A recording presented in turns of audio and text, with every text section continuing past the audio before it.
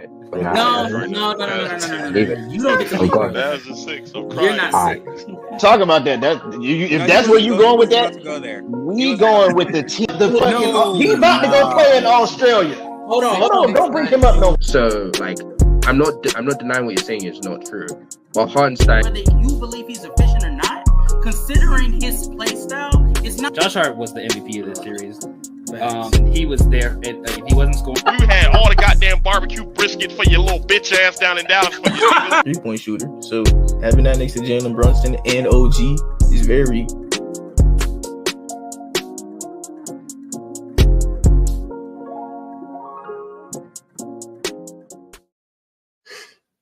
that yes, sir. I love that part, bro. That barbecue brisket ass. That shit is so funny as well because he's cooking. Yo. Anyways, what's good, guys? This is Hoops Podcast episode 17. If you didn't realize, and also, I may have fixed this camera a little bit better. Tell me if you think this is better than before, or if it's still garbage. You can still see the light through my screen, but hey, I'm just trying out new things at this point because me having it like where it usually is kind of weird, and I don't know if I like that. So I'm just gonna leave it as that. Anyways, so today it's gonna be, was the Celtics the best champion of the decade? And next to me is Mr. Elijah. Weak ass intro. It's cool though. Yo, what's good, y'all? Welcome back to another ass intro. Let's get this started. Kristaps Porzingis, the GOAT. The Celtics, congratulations on your championship. We knew this was gonna happen last pod, so it's not a big deal that it happened this pod. So let's get into it. I'm not happy about this shit, bro. They should know this shit, bro. We just be giving chips to everybody at this point, bro. If they're gonna win it, then we just be giving chips to everybody, bro. This team was deserved it. This team from the beginning to the season. This team was so stacked. That's the thing. Like there was literally no reason for them to not win the chip, unless it was against the Nuggets. And the real reason why we would ever say that's the Nuggets is because they have a more consistent offense. That's literally the only reason. The only reason. The Nuggets would have took 2 off them, at least. Yeah, I'll give you that. Because them Mavs games where they were close. That shit wouldn't happen. They would have won them. Respectfully. Mm-hmm. But yeah, got 5 people in this bitch. Hey, what's good, guys? Hi. Yo. Yeah. All right, I need to stop being weird for a second. Okay, let's start with our first question. Do you wanna actually go off with some of the trades that have been happening, like some of the things that's been happening today? There's been trades today? today? I mean this offseason. The Alex Caruso, Josh Giddey trade? Exactly, yes. Let's start off with Alex Caruso, Josh Giddey. Josh Giddey is crazy. Jesus Christ, I just turned darker than I usually am. That's why. Yeah, so we start off with Josh Giddey and Alex Caruso just being traded for one another.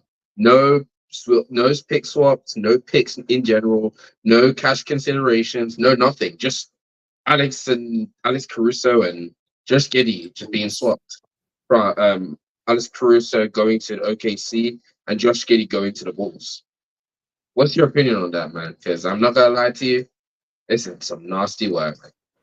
I feel like first you have to bring up the fact that Alex Caruso, that the Bulls were also trying to ship him for 4 first-round picks in the beginning. That's the thing that I'm surprised about. You get it? Like, bro, the thing is, right, the fact that they could have gotten so much more for this guy, and they did not get much from him. When you put into the, like, when you actually realize how much he was going for, the fact that they didn't get much out of it is just even more insane. Because we're talking about Alex Caruso, which every championship team wanted. They were giving them one draft pick, 2 firsts, 3 firsts, and really and truly, 3 firsts for Alex Caruso is an overpay. So that should be instantly you saying, yeah, you know what, we're just gonna give it to them. Because I'm sorry, no team should be picking like having someone who's like one of the best defenders in the league. Yeah, but not like an offensive talent like that. 3 picks. That should never ever be a thing. Those are like reserved for like all-star caliber players. So for him to be going for that much and them not deciding to give him up for those 3 first rounders, and like some teams had some other players that they wanted to trade for, they would give up. But like besides the point, that's still just surprising to me. And then the position you pick up is a guy that's a ball handler on a team that you just had a breakout point guard on. DeMar DeRozan, Zach LaVine, let's go Derek White, not Derek White, Kobe White. 3 ball handlers, and you pick up another one. Yeah, you got it, bro. That can't play defense and also can't space the floor. Exactly. Like, what's going on? Can someone tell me what were they actually thinking when they did this? Because sometimes I feel like these front offices, I feel like they held on. You know what I think what happened is they held on to to Alex Caruso because they knew each championship team really wanted him and saw like they wanted to see how much he can actually go for, like what his peak would actually be. Not realizing like when it's something that you are fully aware is an overpay, just strike when the iron's hot. And I think that's what's burning him right now, because I'm sorry, I heard something like they thought that Josh Giddey would be able to fit in this team and he has like a star level potential, all that type of stuff. That's cool. But the way Josh Giddey plays, it doesn't mesh well with the other young talent on your team. Kobe White wants the ball in his hands to really create and be Kobe White. Pat Will, of course, is like he's mid, but like you still want to see with more on-ball reps what he could do. Ayo Dosunmu it kind of likes the ball in his hands too, if I'm correct as well. Yes. So you have 3 young players on your team that all kind of want the balls in their balls. It's crazy. And also the ball in their hands to see what they could possibly do. And now you're putting another ball handler on. Now the only thing I could see possibly could be working for Josh Giddey to be on that team is if Josh Giddey just somehow just randomly says, you know what? Now I'm actually a decent outside shooter from catch and shoot. Oh, now I can actually space the floor. Then yeah, it's 50 billion ball handlers, but at least now he's providing off-ball value. That's the biggest issue on OKC. He's a ball handler that doesn't provide spacing on a team that's all about driving, kicking. So this is not the move, man. I feel like there are teams that could have used him. Mm-hmm. Specifically, I would have tried him out in the Spurs. Because the Sohan role that they've been trying to do, he pretty much is that to a degree. I think the Spurs, they're so experimental, they're so young, and they wouldn't have had to give up any picks for him. So, like, I mean, at that point, you might as well try him out. But what would OKC want for Josh Giddey? At this point, I think they were genuinely just like trying to get rid of him and then lucked out with Alex Caruso. I feel you with that. I was asking you because I wanted to see what your mind is saying for that. No, I think they probably would have asked for a Keldon Johnson. I don't know if they would have gotten a Keldon Johnson. I'm not gonna lie to you. I think they would give up Keldon Johnson, bro. They do not want that nigga on that team, bro. Then that's what they would have done. Keldon for Giddey. Yeah. Because Keldon's one of those players that wants the ball in their hands a bit too much for how good he is as a player. So I wouldn't be surprised if they did say, yeah, you know what, buddy, you're cooked. So. I don't know, man. Josh Giddey is just one of those guys. It's like he might just be in the wrong era, bro. Like maybe he had all-star potential in like 2014. I don't know, bro, because it's just. This trade is so bad, bro.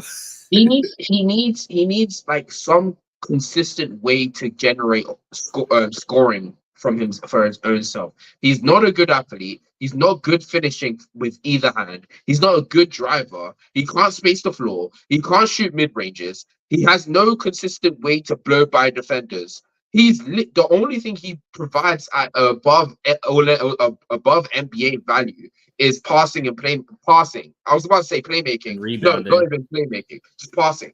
That's the only thing and rebounding. No, passing. No, rebounding as well. Yeah, I'm not moved by his rebounding. I'm not gonna lie. For his position, because he never plays power forward in that team for some reason. reason. What does he play for? Shooting guard. He plays shooting guard or small forward. He gets like 8 boards a game. Oh, sorry.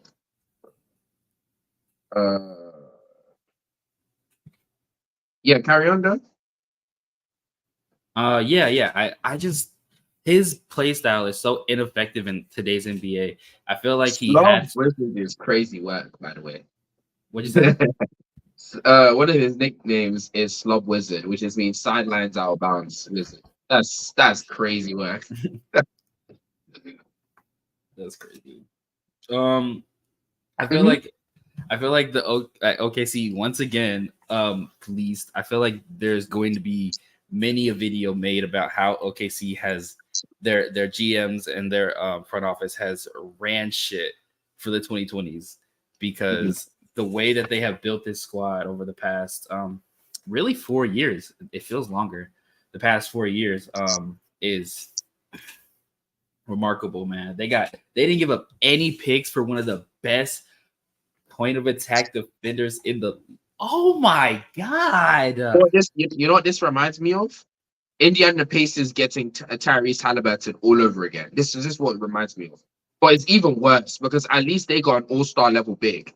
They just gave up like nothing for one of the best guard defenders of our generation. Like I don't know how this works out like this, bro. I don't know.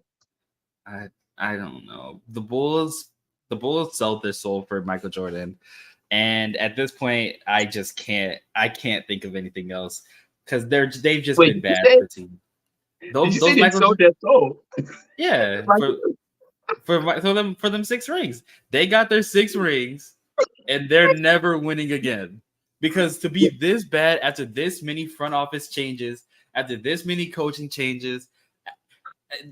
For them to be so steadfast on just being trash, I just can't imagine any other scenario.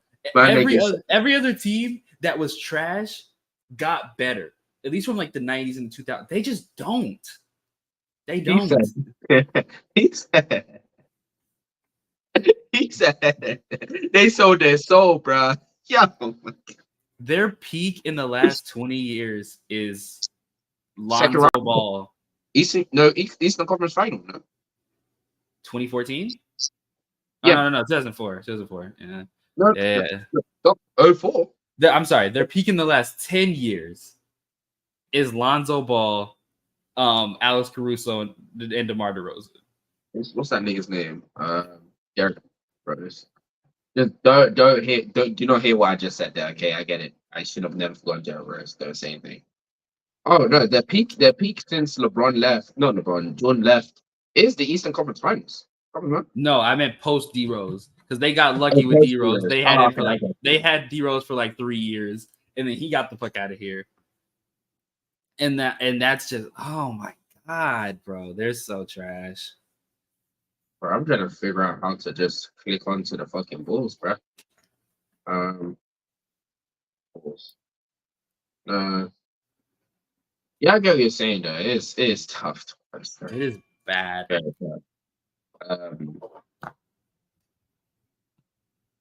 But yeah, so once again, let's talk about from the OKC perspective. So OKC getting Alex Caruso. What do you think about that? Like pretty much for nothing. What do you think is gonna be for them when it comes to like on an impact scale? Like how much does Alex Caruso do for them? They saw the Celtics backcourt and they were like, and everyone was talking about how that's one of the best defensive backcourts of all time, if not the best. And then they said, bet. Okay, bet. We'll give you a run for your money. you have Shea. You have Shea there, who's always been good getting steals and causing turnovers. And when he's out of the game now, you telling me you have either a Lou Dort or Alex Caruso coming into the game from off the bench and just providing all defensive level defense, some of the best guard defense you could possibly ask for, in replacement of Josh Giddey minutes. Can I say something to you? Did you know that the Bulls used to be in the Western Conference? Never knew that. No, I didn't know that. I knew Yeah. I knew the Heat used to be. I didn't know the Bulls used to be. The only reason I realized that is because I'm like trying to check what actually like what their best was ever since Jordan left. It's actually surprising, huh? Did not know that they were used to be on the. Huh. Anyways, back to what you're saying, bro. Sorry. I'm just like, I think the main problem with the OKC Thunder still hasn't been fixed. I feel like their guard defense has always been very, very good. I think the problem here is gonna still be the fact that they don't have a reliable big man outside of Chet. But I mean, the way you got Alex Caruso was such a non-factor that you still have all of your picks to go out and either draft or trade for a big man, and you still have $30 million, I believe, in cap space. So this team just set themselves up to, in my belief, if they get a quality enough big man or quality enough big men, to win a championship by next year. Yeah, what big do you think that they can actually possibly go for? What big do you actually think they can possibly go for, to be honest? Because I have two bigs that I think they can possibly go for. You won't like one of the ones, but I think there's two bigs they can go for. You're gonna say what, Mitchell Robinson? I think they should go try to get him if they can. By the way, Cottage 81, yo, salute Zeno. Yo, Zeno, look fam. January was the worst highest ever in my opinion, bro. We're gonna talk about that later. Should have gone to the Phoenix Suns, in my opinion, man. I'll talk about that later. Is Alex Caruso underrated? We're talking about him right now. Don't worry about that. And what do you think, Zena, bro?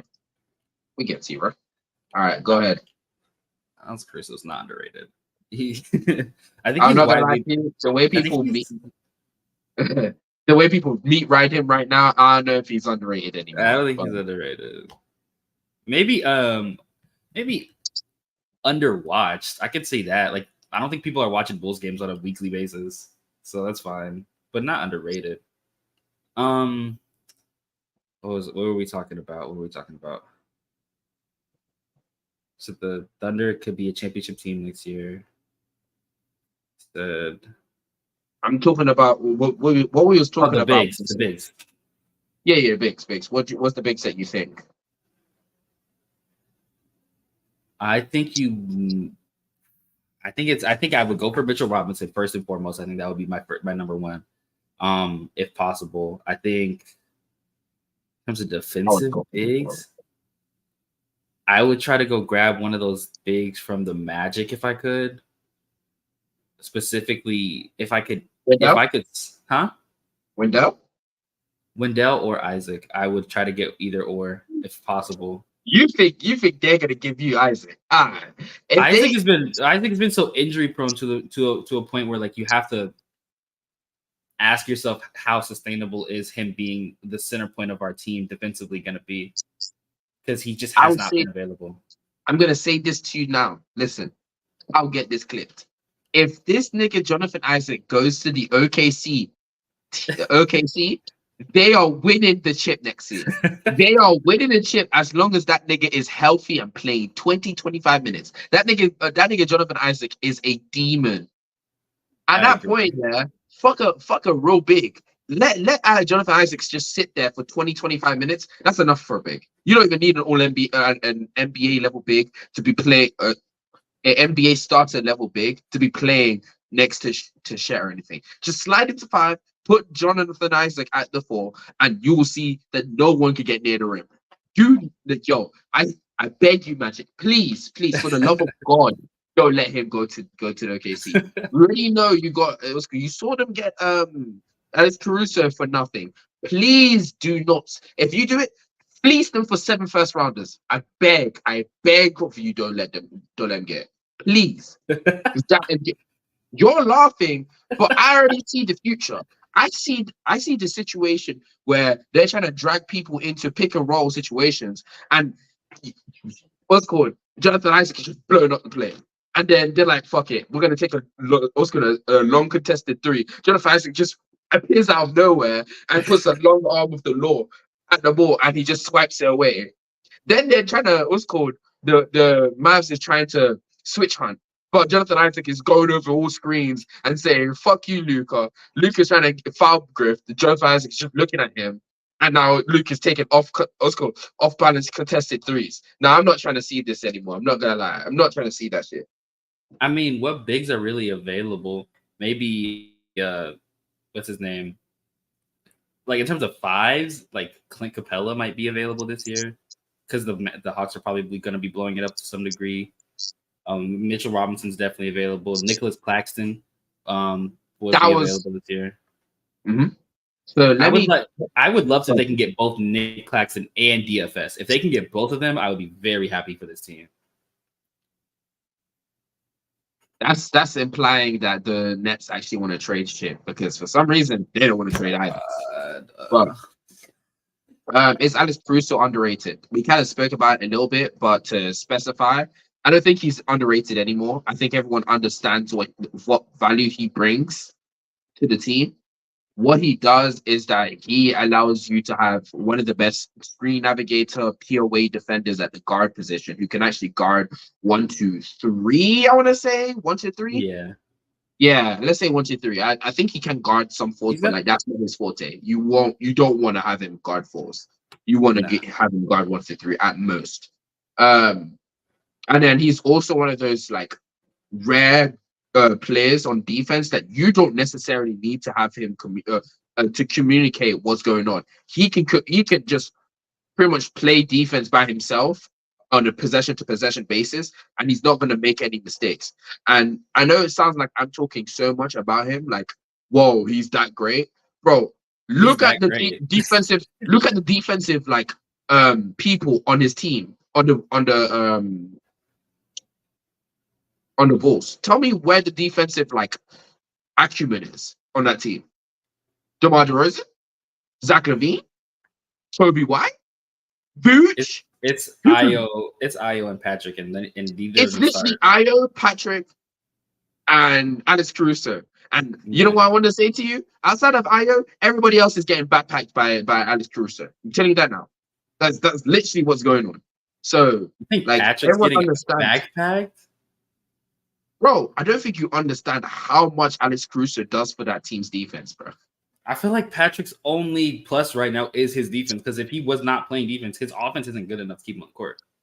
Because I think Patrick is like a good defender, but he's being able to be a good defender because most of the time Alex Caruso is like glued to his man. So he has more of a chance and opportunity to get to get to the spot on the nail, or get to the spot where he can actually, stop a drive and kick it out, and now they can like rotate and actually stay on their man. I think that's mainly due to Alex Caruso's like value as an on-ball defender rather than his ability to help on the nail or help in other situations. You get what I'm saying? I got you. Mm-hmm. So that's why I would say, Alex Caruso is that great. TLDR, he's one of the best. Yo, what's good, H30? You wanna jump up H30? I can send you a link if you need. But yeah, that's my whole reasoning for this. Like, yo, what bigs are available? Okay. I'll give you mine too. So the one I was gonna do is not Mitchell Robinson. The one I wanted to say is Isaiah Hartenstein. Oh hell no! They don't have enough money. Yeah, they could do a signing trade. No, they could do a signing the Thunder, I think they have 30 mil in cap space. Yeah, and they could do a signing trade. Hartenstein's asking, I believe, for the Knicks. He wants to stay on the Knicks. The Knicks already have 30 mil in open cap space for him. The problem is that he's worth more. So you'd have to go over the cap for Hartenstein either way, for the Knicks or the Thunder. You pick the OKC, who already has one of the best guard defense in the league, suitable pure ways at the wing, won't overpay for a competent, a really good big, which I mean, would they allow. can. Yeah, they could just overpay for it. It's not going to be an issue for them. At that point, you might as well just overpay for it, or not overpay, but just trade for Mitchell Robinson. He's going to come cheaper. No, He's going to be a better offensive rebounder. He's going to be that big body rim protector that you need. He's 7 feet tall. I believe he's 240 or 250. He's going to be that big body presence that you would want. And you also wouldn't have to play him as many minutes alongside Chet. I think what Hartenstein does as being a good passer, also is a decent lob threat, also decent getting to the rim as well, like on a short roll.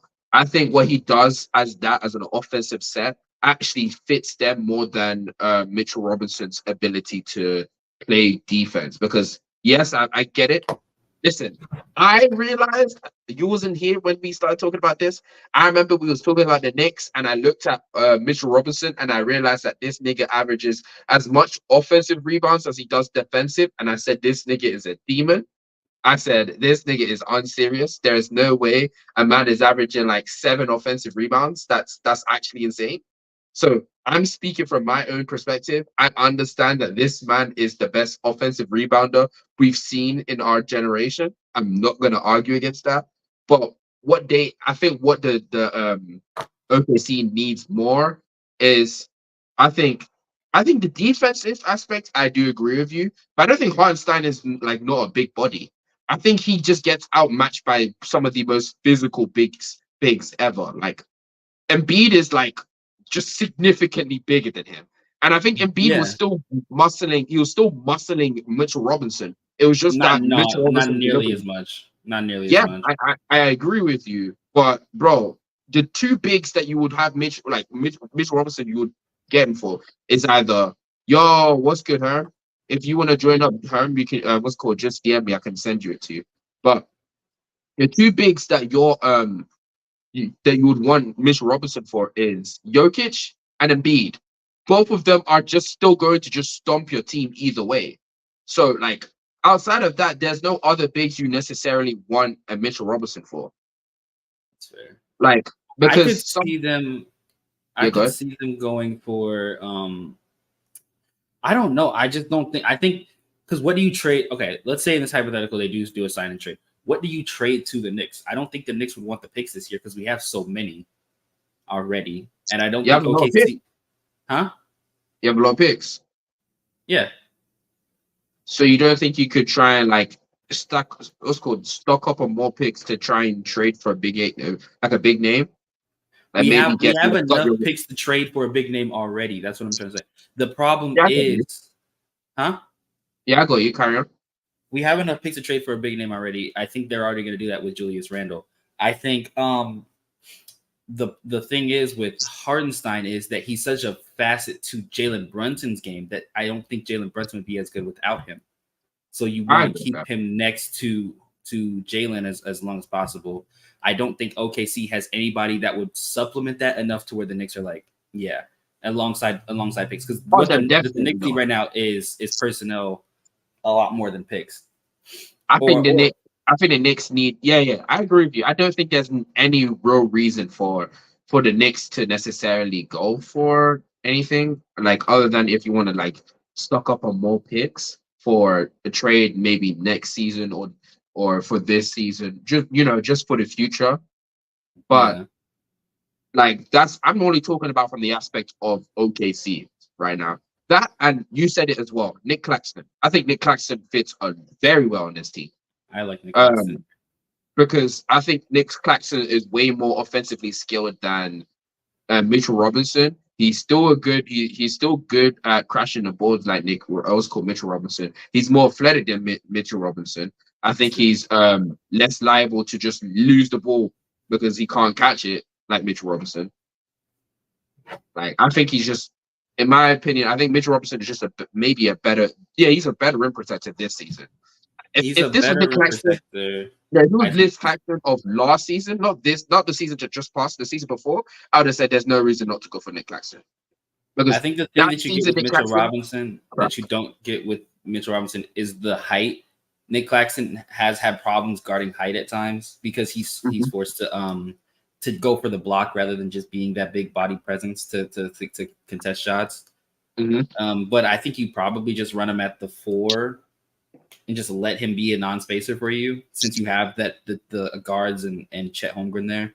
I think that's okay to have one non-spacer on the court. So you probably would be looking really good with To him. be honest with you, having Nick Claxton on that team actually not maximizes, but emphasizes their thoughts on defense. Because Nick Claxton, outside of the scam artist and AD, I think he's one of the more switchable bigs in the league. So you now gain the ability to both of your bigs can switch onto the perimeter. You have Lou Dort who can switch on the perimeter and also guard some of the stronger players, like a Luka, like a LeBron. So you already have that. And then you have two wing-ish guards players in Shea and Jalen Williams, who can guard like the guards and some wings. So you have switchability from pretty much all parts of your core. That's insane, by the way. I think now that I think about it, if I get Claxton, I think if I get Nick Claxton, I want to get another defensive wing, like someone who's like 6'8". I feel like this team is lacking size at the wing position, like heavily. Wing position, I'll give you that, yeah, because most of their wings are small, but like for example, Lou Dort is 6'4". Yeah, and Jalen Williams is 6'5", and those are their wings. I agree with you. But I think right now the reason why they don't go for those bigs is because they're sacrificing like size and strength for mobility and speed. That's why they have so many, like outside of what's that nigga name? Lou Dort. A lot of the players on that starting 5 can drive and kick. The whole reason is because when you're able to get down and get there and get some paint touches, the defense has to collapse. He can kick it out. Now the other person is kicking in. Now the defense having to collapse on that aspect. And essentially, you're just constantly causing the defense to get under pressure until they make a mistake. That's the whole reason why they play that game. The only player at that point, though, who couldn't actually make decisions with the ball in their hands was Lou Dort, because at least Josh Giddey could. Now, are you going to close out to Josh Giddey? No. But at least he could still, be a part of that whole offense of what they do. Yeah. I don't hate it. I'm trying to think, what other I don't bigs know do you what's think? Jared Allen would be one to look at. Hey, if they get Jared Allen, it's over. It's over. It's over. I mean, the Cavs are most likely not going to trade within their conference, so they're going to want picks because their team is already young. And if you're either going to have to move off of Garland or Mitchell at some point, and I'm guessing it's going to end up being Garland. It's over. It's over. I think they're going to probably look at Jared Allen. Bro, if they get Jared Allen, it's over. You slide, they get the rim protector that they need. They get the big body that they need. They get a roll threat, another roll threat. They get someone who actually can to make decisions with the ball in their hands, somewhat like on the short roll.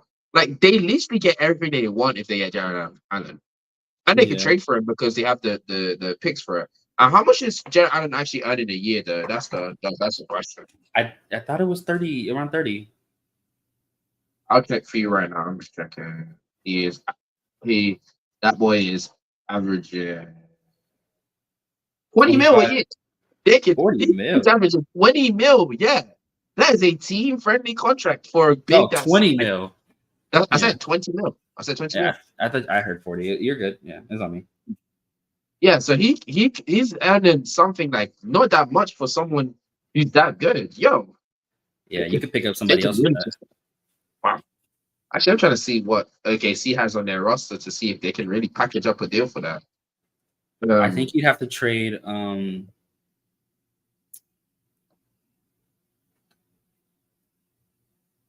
like Aaron Wiggins. I'll pack that nigga up. I don't give a fuck. It would be like Aaron Wiggins, the other Jalen Williams.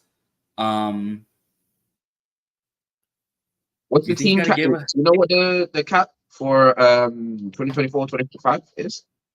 No. But you said that You said next season they have 30 mil cap, right? Yeah, they could dead on just get him. I'm trying to look like they already traded Josh Giddey, so can't really do that for him. If they want, they could trade like Kenrich Williams. Oh no, he's out at 20. Damn. Kenrich Williams, Kason Wallace, Usman Jang, that'd be what? 11, 16. And then I don't know, Lindy Waters, which would be what? 18. And then like a few first rounders. Yeah. Damn. They cooked. Not gonna lie. Wow. I would do it. And he was very healthy last season, despite all of his team going down. I really would appreciate that on this. Oh yeah, reminder guys, I'm not a trade guy, so if I did something wrong or if I made a mistake, you can just shout it to me because I might be wrong with it. I don't know. I'm just saying shit that I think could possibly work. Yeah, for sure. Mm-hmm. I don't know, so, man. I like them though. I think those are the two ones I would want. Claxton. If I'm going to see you. What about wings though? Like, if you could get one wing on this team, who would it be? I don't think I would want a wing like that right now. Not gonna lie, on that team, because who would you take the wing? Who would you place the wing on that team for? I would probably. You place him on the 4 at the 4. Yeah, he'd be a 4. He'd be there to guard the 4s. What wing? That's what I'm trying to figure out, because I wouldn't want to rely on like a Claxton perimeter defense. I've watched him play perimeter defense. I find it a little bit overrated. Do you think that that's mainly due to the fact that one, he had one of the biggest terrorist coach in the league? Do you think also the defensive team, the defensive structure on that team was also very akin to terrorism, or what? I don't know if it would look better if he had better pieces. I just saw what I saw and it didn't look great. I mean, yeah, for all I know, he's got great defensive potential on the perimeter. If that's the case, then yeah, I would be fine with this. I just don't know. Okay. I think I would just draft a rookie and at the 4. I don't think we need any other position in the draft. Fair enough then. They could just give all their picks to us, man. We would really love those picks. Wow. Yeah. Anyways, next conversation we're going to be talking about is JJ Reddick has been. Did I just say he got traded? Yo, it's hired to be the LA Lakers new coach. Sorry, I'm blind as shit. So you wonder why I have glasses on. But yeah, you heard about the JJ Reddick is a Laker now. Is a Laker coach. I like it. I don't think it's for LeBron like people think it is. I think LeBron's going to be gone in the next year or two. I think this is for the future, and I think more so for Anthony Davis and getting used to his play style and the future with him for the next 2 years. If they're hiring JJ Reddick in the hopes that he wins them a championship this year, this is the dumbest decision they've ever made. I'm hoping the Lakers front office is planning for the future because Dumbest. They literally gutted the roster for Russell Westbrook. You think this is gonna be more dumb than that? If they hire JJ Reddick to be a championship coach in 1 year, yeah, I think that'd be dumber. All right. Yeah, if you hired a coach with no NBA coaching experience, no college coaching experience, he's only coached like his children in Little League to be a championship coach in 2024-2025 season, that's the dumbest decision you could ever do. Yeah, I think this is going to be a move more so for Anthony Davis. I think the way that he played and now that he's looking like the best player on the team, he can. I think he's going to listen to the players a lot more than Darvin Ham. He's not going to come in with extreme biases. I think he's a lot more stat oriented than a lot of these other player coaches tend to be, which can be a good thing. Horrible thing, but we move. Huh? It'd also be a horrible thing, but we move. I mean, when you're getting off Darvin Ham, I think I would want to. I think I'd go to the other side as well.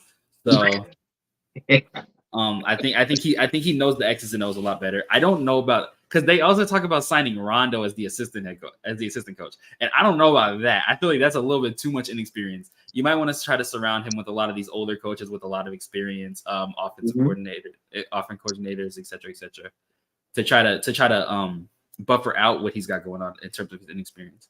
But I don't think it's a bad signing the way that a lot of people are talking about, unless you're a stupid Lakers fan that thinks you're going to win next year. What do you mean, man? They're gonna get they're trying to get Chris Dunn, they're trying to get Trae Young. Hey, they're trying to get DeJounte Murray. They're trying to win now. They're gonna win next season coming up. If they get Trae Young, we can have a different conversation about why this is a bad If they coaching. get Trae Young, you got it, bro. You know what you're about to say? I'm gonna tell you this now. We're gonna have a conversation about how the fucking Lakers get every fucking person they need to save their shit franchise. I want to have that conversation. I dead ass with, because that is crazy if they could just randomly pull off a Trae Young trade just because he says I'm not happy, and then the fucking Hulk says, you know what, we'll give you whatever you want. Nah, I'm about to bug out. That's crazy. The crazy part is, to me, I feel like DeJounte would be better. DeJounte in terms of team basketball is a better player to be than Trae is. Yeah, but I think honestly Trae Young would fit a little bit more because for the Anthony Davis and Trae Young pick and roll. That's great, but LeBron and Trae Young are both so ball reliant. LeBron can run off ball, yeah, if asked to, but his impact is greatly diminished. I feel like when he is running off ball.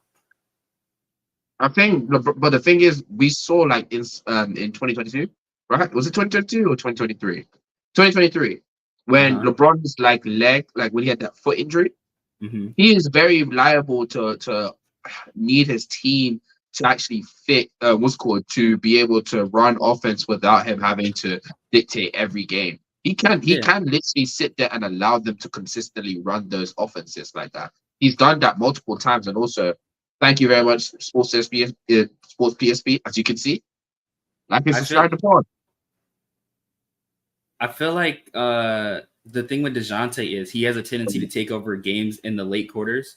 He's been very good at that, at least this entire season. He's been a good enough shooter to where you're like comfortable with him shooting the ball on the outside, especially next to LeBron, who's going to be a really good playmaker.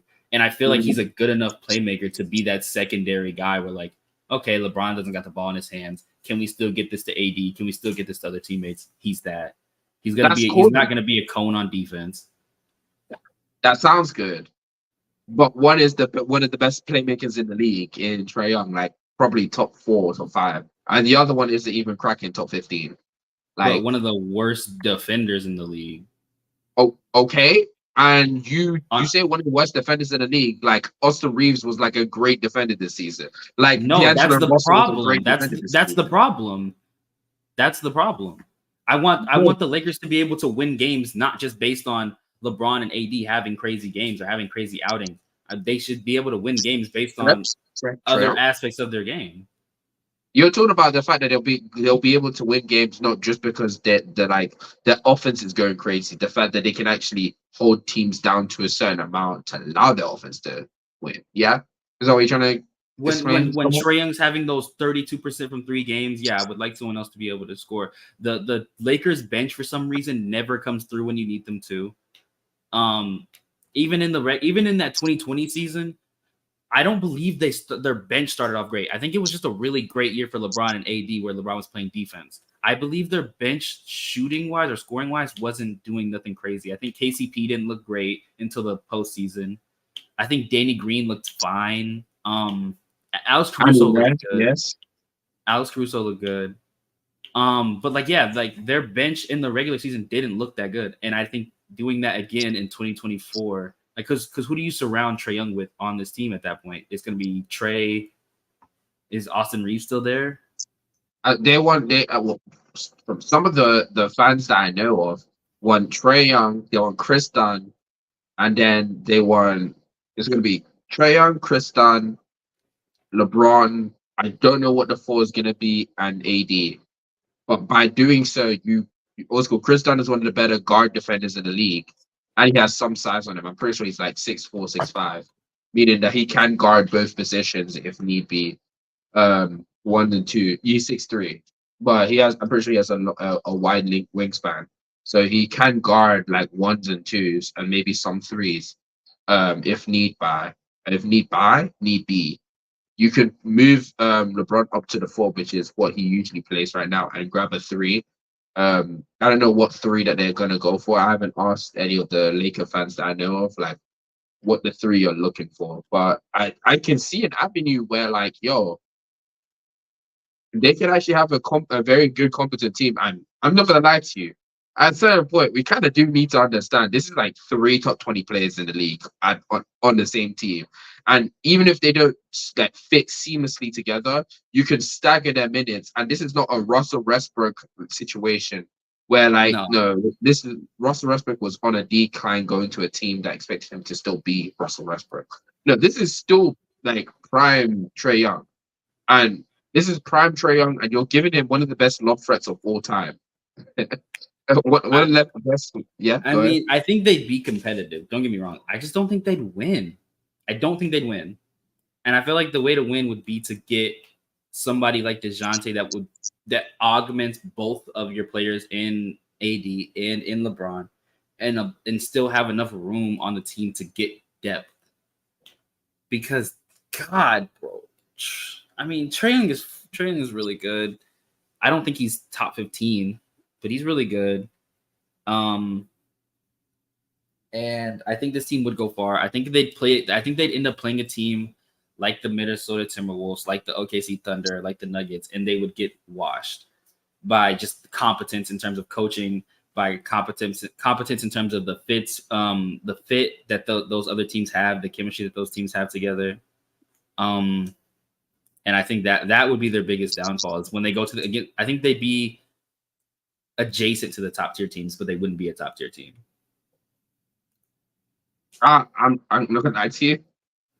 If they get Trae Young, I don't see much teams in the West beating them. I think the only teams that might beat them is the Nuggets, the Mavs possibly have a chance, and even the Mavs, and then the Wolves, I guess. But like that's banking on Anthony Edwards' progression this season. I don't think that it would bank on his progression this season. I'm not necessarily sure how having Trae Young on this team. Oh, okay. Yeah. I think that would be completely fine right now. I'm not gonna lie to you. I think having Trae Young on that team would be it would just be me and you having to disagree. Yeah, I just disagree. I don't think Trae Young does what you're. I mean, I think he does what you say he does, just not to the degree that you're putting it out there. I don't know. Yeah, it's good. It's fine. Let's move on to another discussion. Yeah. Yeah. Okay. The next one is we've done Alex Caruso. Oh, do you think this is another question here? Do you think that did the Celtics need Porzingis to actually beat the Mavs, or do you think that it was just like an add-on? It was an add-on.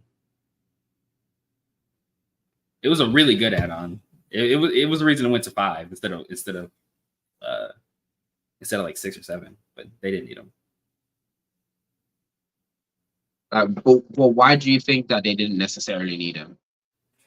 Because they didn't win on the front of their big man. They won on the front of everybody else. They won on the fact that they shut down the 3-point shooting, even when Kristaps wasn't on the floor. They shut down the 3-point shooting with their guard play. Jason Tatum played very, very well on defense. Jaylen Brown was also very physical in his defense, but Drew Holiday and Derek White were just on the perimeter. They were shutting shit down. The defensive game plan of keeping the guys out of their spots, out of Derek White and PJ out their corners, was really good. It was very well executed, and I think you can see that even in games where Porzingis isn't there necessarily or playing spot minutes because he's coming off injury, the team still is running very well on defense. I think the only game where they didn't run very well on defense was game 4. And that was really it. What about offensively? Offensively, same deal. I think you just had too much consistent offense coming from the Celtics for the most part. I think they didn't shoot too well in game 4 and game 2. It was 2, 3, and 4 didn't shoot necessarily that well. I think in 3, I don't think Kristaps played. So even in that game, even though they didn't shoot well, the defense still carried them over. In game 2, they didn't shoot well. I think Drew once again Drew carried them over in that one, if I'm correct. Let me check. Game 2 didn't shoot that well. I'm pretty sure I remember that being the whole conversation. They shot 26% from behind the arc, 10 for 39. The next game, they shot they shot fine. They shot 37%, 17 for 46 from behind the arc. Jason Tatum taking 13 threes and only making 4 of them, by the way. Jason Tatum is the opposite of a front runner. I just want to say that he's so bad in later parts of the game, even when they're winning. He's so bad every time. If you catch Jason Tatum in the first half, is a different breed, bro. I just want to say this to you, by the way. If you add both Jays together in game 3, the shot, what's called them shooting behind the arc, they were 6 for 22. Damn. And they still won. And that's game 3 without Kristaps. This team would have won. And in game 4, they didn't shoot not necessarily well. And in game 5, KP came back and gave them good minutes, if I'm correct, and they still won.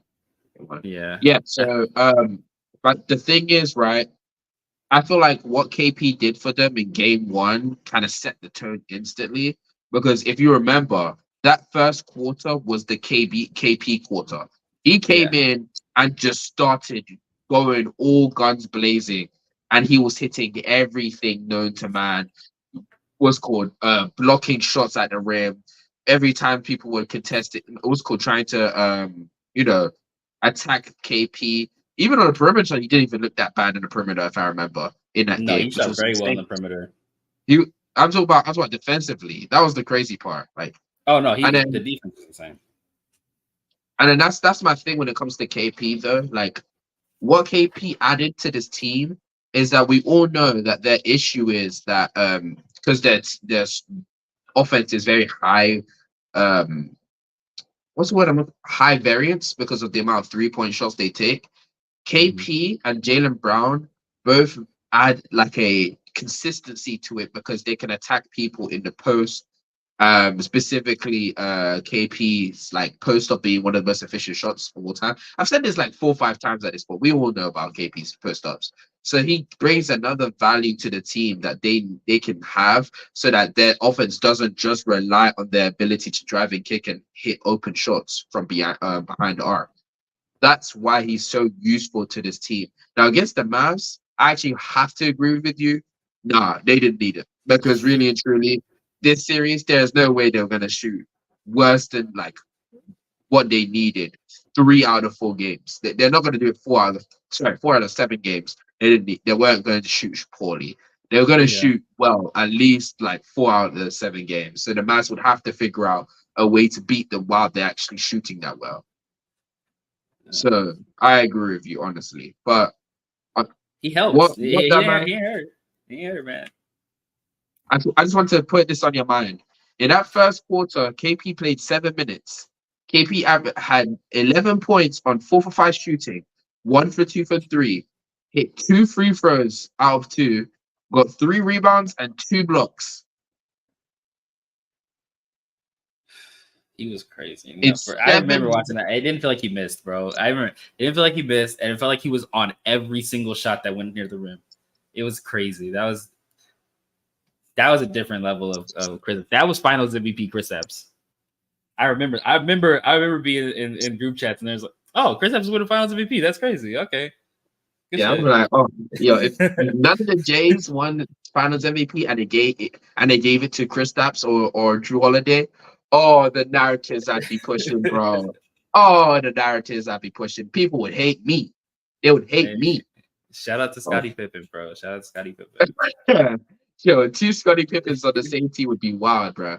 Oh, it's true to go. Yo, what's good, true to go? What's good? What's good? As I've been saying to the rest of the family, yeah. If you want to join up, just DM me. I'll send you the link because I need to hear you defend your team as we're slandering them. But yeah, that's pretty much all I have to say about that fraudulent ass team. Let's go on to the next one. It's crazy. I'm not moved by that team, bro. Fuck that team.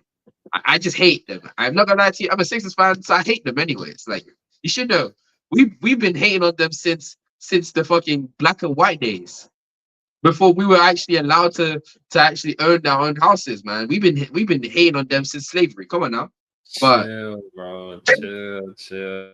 Chill. Enough is enough out of you, buddy. Calm down. all right. Okay. This is gonna be our last topic. It's gonna be rank all NBA finals matchups in the last decade. Let me say that one more time. Rank all NBA final matchups in the last decade. For some reason, I can't talk today. Nice. What to make it a better way for you to understand? A better way. What do you think out of the last 10 finals? Where would you put this roughly if you did watch all 10 of the NBA finals? Like 9. 9 out of 10? Damn. Yo, this was that ass? That cheeks? That garbanzo beans? Okay. I liked the coaching that was going on in the Nuggets one. I liked the Jimmy Butler play in the Heat. Nuggets? You mean the steamroll? This was also a steamroll. At least this was way more closer than the Nuggets series. At least no, because we all know that game 3 for the Nuggets should have never happened. That should have never happened. I loved watching the two coaches just go at it, wondering what adjustments will be made, what was going on with the Jamal Murray and Jokic pick and roll situation in the on the offense. I just liked watching that finals a lot more than I like watching this one. This one was a lot of just three chucking. Jason Tatum is not fun to watch when he's just chucking threes. The decade would be these last 4 finals, by the way. So from 2020 to now. So let's do these 4. Oh, okay. So out of these 4, then okay. Then it's 4. Yeah, then it's 4. Damn. I would go. 2022 is number 1. 2022, 2021, 2023, 2020, 2024. That's 5. That's 5. I'm gonna be real with you. 2020 might be the worst one out of the 3. Out of the 4. I think 2020 was probably the worst out of the 4. I think that gets saved because it was the bubble and also the Jimmy Butler game. I can't remember what game it was, game 2. But that series could easily have gone 4 and no one would have remembered it. I think for the most part, I don't think anyone really remembers that series. This is going to be a casual ass take. And that's fine. There's just a certain aura that's on the court when LeBron is on the court that just makes finals more fun. I'll be honest with you. Jason Tatum is not as fun to watch as LeBron James. Luka Doncic is there. Luka Doncic got it, but he was hurt. He was literally bleeding out of his knee. He was bleeding generational glaze right there. Oh boy. Generational. Is it really? I mean, he's a generational talent. Doesn't he deserve some generational glaze, right? What are we talking about? What are we doing? And as that's we my see, glorious king, bro. One of the goats of the YouTube world, one of my colleagues, True the Goat, as I would call him. What's up? Your mic is cooked, my guy. Your mic is muted. We just can't hear you. Whoops. Yeah, his mic is cooked. But that's crazy. I'm trying to fix up something before we get a. Oh no, it still works like this. Okay, cool. 2020 finals. 2020 finals wasn't interesting. Don't get me wrong. It's back there with the rest of them steamrolls. This is also back there with the rest of them steamrolls. I'm gonna tell you. I think 2020 was the worst one. Yeah. When you have 5 finals to go off of, and 3 of them ended in 5. No, 2020, 2021, 2022, 2023, 2024. When you have 2020, 2021, 2022, 2022. Oh, it is 5. Shit. Yeah.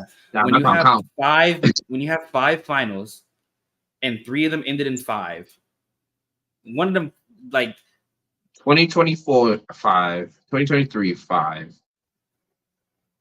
2021 ended in 5. Was 2020? I thought the youngest one ended in 6. No. I thought 2020 was in 5. Was it not in 5?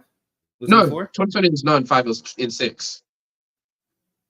Oh, then yeah, okay, that's fine then.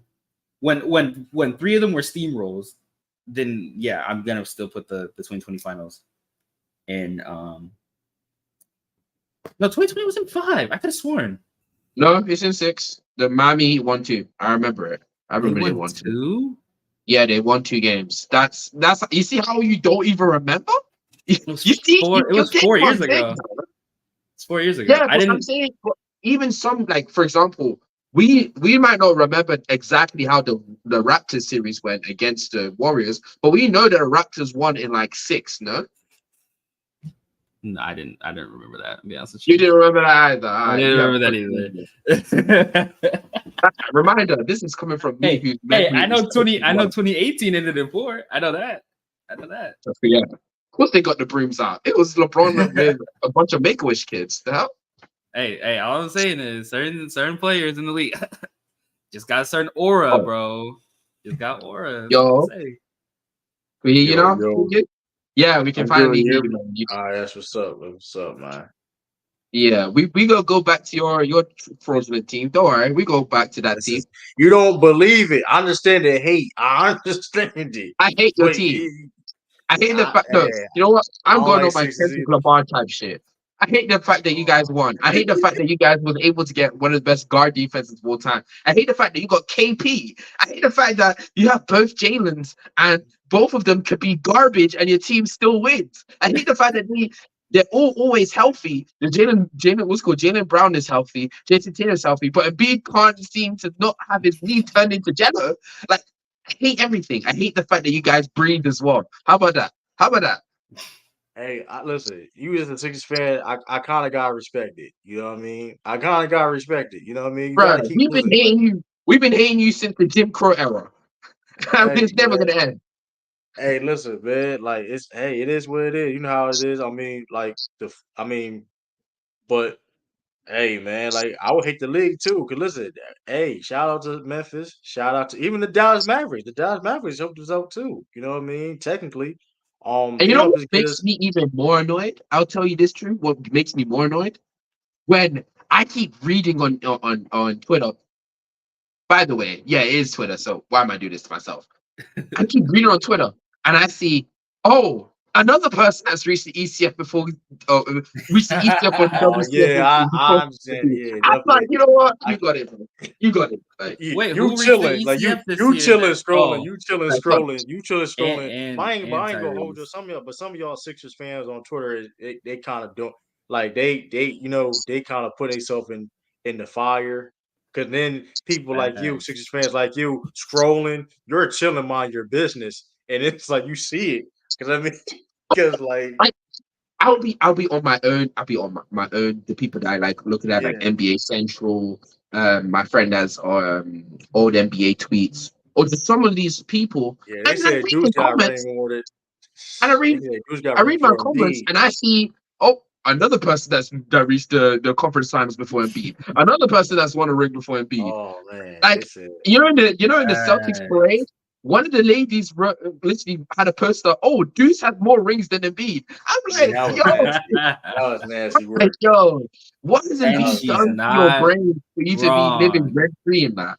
That is not annoying. He's annoying, bro. He's a villain. It's a Sixers to Celtics things, man. Like I don't know. You know how it is.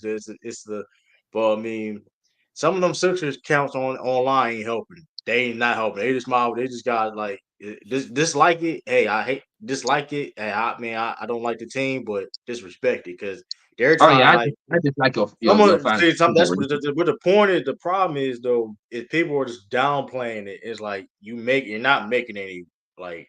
Here's the thing, like you're downplaying it is not making any better. I mean, Now because I'm playing like what? The Celtics winning. Oh no. yeah, When people I'm are being doing that. serious. People are doing it. Oh yeah, Yeah, people like, when I'm especially being like shout out serious. to Herman. Shout out to crossover every Saturday, 5 p.m. Eastern Standard Time. You know what I mean? Like I played the video of the like I legit played the video like of the examples of what they was doing the whole year. Where I mean, they mind you, they was favorites since the off season all the way now. They was like, and this is what like kind of bothers me. So it's like, so if they would have lost, y'all would have cooked this team. Of course, they would have lost, regardless of whatever the circumstance is. But when they win, don't matter what the circumstance is, you're going to downplay it. So like that's like you can't have it.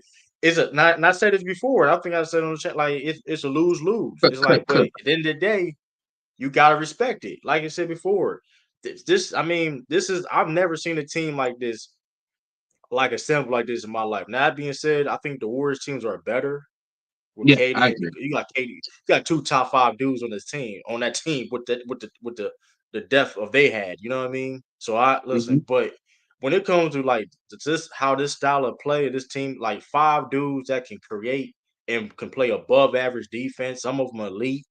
I've never seen a team like this in my life. Rim protection, guys that can switch to 1 to 4, some 5s, like effortlessly, and still So able to score. It's like, I mean, oh, like this team is cold, man. so This are is they the better best, than the 2018?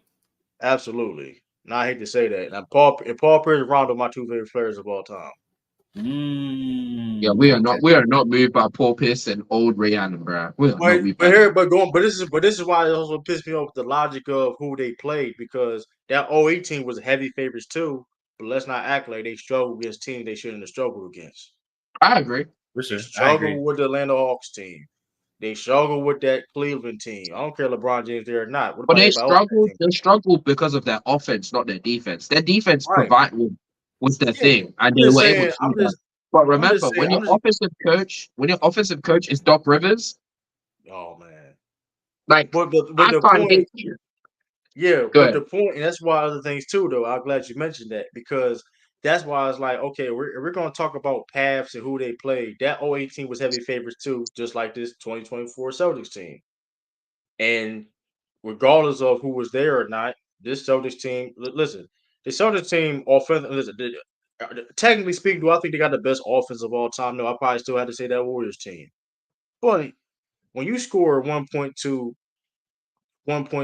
points game per possession, which is a record, that's I mean, and you'd have the highest offensive rating of all time, and you were still able to be arguably the best defensive team in the league. Say, I don't know about being the best, but okay.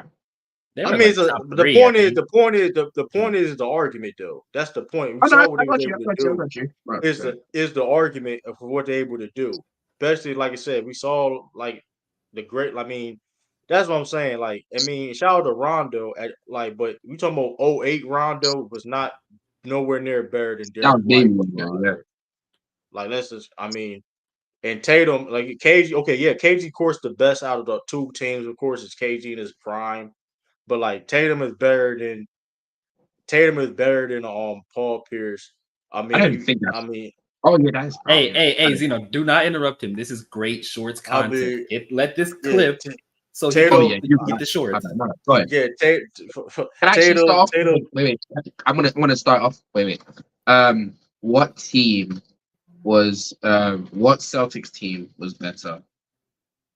Was Him saying better? Derek White better than Rondo Was is going to go crazy on any No, in podcast. 08, yeah, in 08 Rondo, Derek White now is better than '08 Rondo. That's just a fact. It is what it is. You all can't right. even Let's like go. we're not. Well, I mean, so you can't even argue that. So the backcourt, I mean, and listen, that '08 team problem was offensively.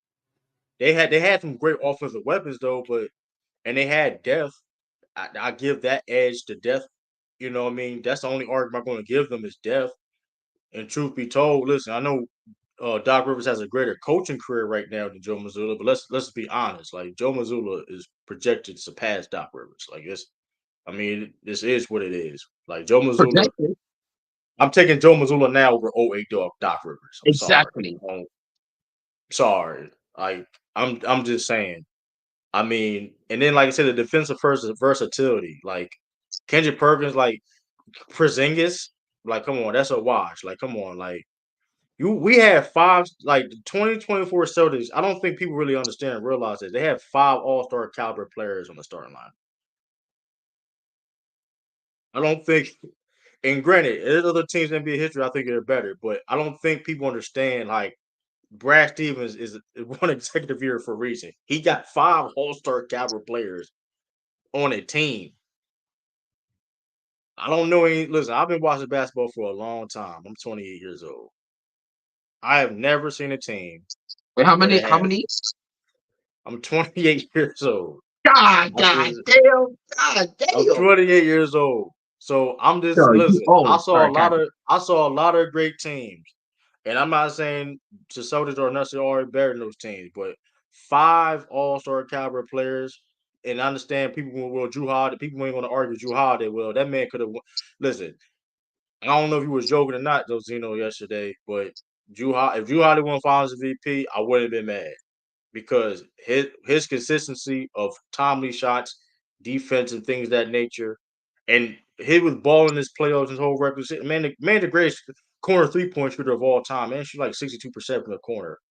Yeah, that is insane to me, The bro. 10th, and then if you watched it, and then when you watch it and you hear it and you watch it, like how he was doing it, it was wild. The step backs with it, the fadeaway, like when it's in that corner, it's like Steph Curry. And Yeah, when it he's in was that it was sick. corner, I'm not gonna. he's Steph Curry on the corner. It's insane.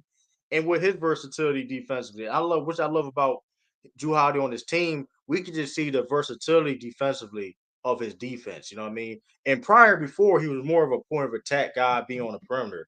On the Yeah, but yeah. Celtics, he was playing. He was playing on the help.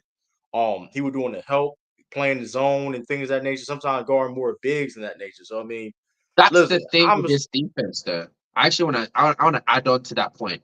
The reason why this defense, he says it, Anari says, "Lol, Celtics played nobody, lol. Mickey Mouse, I ring." I mean, hey, range no, are no, range. I'm the same thing. I'm the same way, but I'm gonna be a little bit more serious here. The reason why that defense, that guard defense between Derek White and Drew Holiday, is so legendary, it's because how much ground they cover when it comes to defending the opponent team. Derek White can really guard the 1-3s, especially the quicker ones, because he has the foot speed, he has the build and the length and the strength to deal with those 1-3s, because majority of them aren't like strong, heavy, like big and strong wings. Most of them are like, the little more lanky type of players, like a Shea, like a Darius Garland or Fox. Like those are not like really long streaks of athleticism and power. They're more speed. And Derek White can actually fit in those situations because he has the foot speed and the ability, the IQ wise and defensively, to really deal with those players. Drew, he's for the more power players, the LeBrons, the Luthers, the while the wings are like power, like Zion. He can deal with those because he has the physicality and the build to deal with those. Jimmy Butler, like he can do all of those type of plays because he has the ability to deal with them. He has the position awareness to deal with some of the drive to cut off some of their drives as well. And as you said earlier, he can even deal with some bigs. Now, without one Jewel Holiday dealing with bigs all game, No, no. game. But Yeah, but like, him being able to do but in some sort of certain you know bursts this is shit so though. useful. But you know this too, as a Celtic, as a Sixers fan, look like how Drew Holiday was being used. Like he was guarding big too, because B will set those screens. It's like, okay, he wants okay, he'll guard Embiid and more into we're gonna help Drew Holiday. It ain't like he's guarding by himself. But to your point, he can hold his own to a certain degree to that help defense can come. And that what makes Drew Holiday, and like I said, the versatility of those guys can guard multiple positions. Some depending on the bigs, depending they can guard. You know what I mean? If you're not like, of course, a Joel Embiid all game, whatever, or multiple positions, possessions. I mean, so it's like this. Like I said, this is the best guard defensive duo of all time. Like I don't even. It is crazy to say that off of one season off the salt, but it's like I'm really trying to think the versatility. Like, and if you just look at what they were able to do, like the blocks, Derek White. Derek White, one of the best shot blocking guards of all. Like he one of the best shot blocking players. Period. That sounds crazy as a 6'4". Yeah, I you mean, if you calm look down at that. hold up, Oh, he averaged but 1 point. If you look at hold up, it's the top. If you look at it's 100-some people in the league, right? He's like top. If I'm not mistaken, he's like top 20. mhm. He So I does mean, provide the technically, I'm value going. for that. He provides the I'm value just for that, but saying. I wouldn't say he's one of the best shot blockers in the league. I think that's going a bit too far. Who? When No, he, I'm basing off the percent. I mean, if it's 100, if it's like 500 players in the NBA, and as a guard, and even yeah, but probably he's better I'm than saying most of them. but I'm saying he getting more blocks than Bam. He getting more blocks than a I Giannis. don't I I'm don't just like saying using that. I don't like where. using the blocks part there because Bam's whole identity is essentially being this like super versatile big that has to do pretty much everything for that team Yeah, defensively, outside of like Jimmy Butler playing the passing lanes. So I I don't want to mean, use that when it comes to Bam because Bam is not um, necessarily his ability is not to really stay at the rim. He's having to switch out, then come back in, help when offenses are trying to drive and penetrate to the rim. He's also having to help on like blow up plays. He's doing so yeah, much for that defense. I wouldn't personally. yeah. Derek White finished 16th in the NBA this year. He finished 16th. Yeah, most players that I'm that load up that's on all I'm blocks are saying. If you slower think footed about, guys I'm that just stay in the Gino. You paint think about it. and Is he play drop. 16th out of the whole league in blocks per game? Yeah, I'd also wish that Bam had I'm the not saying defensive. I ain't say he was top 5 or anything. I'm just saying if you go off of like if he's 16 out of how many players, I Mhm. mean he one of the best. That's all I'm saying. I'm not saying he's like of course there's levels of that, right? There's levels. I ain't say he's a better he's not I'm not saying he's the same tier as Anthony Davis. You get what I'm Mhm. saying? I'm not saying he's on the same tier. I'm just saying I mean that's impressive as like not just a guard, but around the league, period. And it's like it is insane though, because like no, he can't. He's not like when you watch like no way he ain't gonna do that. Like he doesn't Oh, I though. do. I do. I have that thinking of him too. It's Like it's crazy. like there's no way. Like that Derek Lively block he had like that was That like was straight crazy. like that. It is like I he had thought a it was bunch of Chris that Stapps when I first watched it. all Yeah. season. He did Imagine been you were doing it. trying to say something a little bit earlier. I couldn't remember what you tried to say. I don't remember. No. Damn. But yeah, I get what you're saying, bro. I get what you're saying, Trudy King. It was insane. Like his ability and his versatility on the defensive end, as I'm saying, for both guards, is why they're probably best defensive backcourt of our generation. They're not probably, they are. And when it comes to the century, I think they are the best defensive backcourt of our century. I don't think there's particularly anything else you can really argue. Any other defensive backcourts you can really argue. Yeah, it's like it's Century? really hard. Yeah, I so mean, we from really look 2000 at it. onwards. Yeah, this century, yeah, 21st century. Yeah, you right. You right. The 2000. Yeah, you right. I mean, Yeah, this really whole 2000. 24 years. In 24 years, I mean, yeah, I mean, and even like I said before, we can go even a little bit further than that, though. And you can say, yeah, I mean, I'm really trying to think what defensive back court is able. And then this is Nate when, like I McMillan said, and going Sidney back, Moncrief. who? Nate McMillan and Sidney Moncrief. That's that's the only argument, and we gotta go back that far. I mean, and that, I think and those two are better, but outside of that, I really don't know what other defensive yeah, backcourts and you got. that what makes it crazy is like they do more than just play defense. And this is going back to the point of like when you You mean because mentioned of the Tatum. evolution of offense? Yeah, it's like it's Okay, like yeah. it would make this team so great that they don't have to do their like okay, for example, Tatum showcase where like okay, if he ain't shooting well, he still can affect the game at a high level. Even Jalen Brown, all these guys did where it's like okay, if I may not be shooting well, I can affect the game. Even Porzingis, even always to Al Horford, where it's like even paying Pritchard to it like to a certain extent, like he didn't make a 60 three all series, like he was hitting heaves. Like those, he hit three. Like even like this team is That's very cheeky count right versatile. there.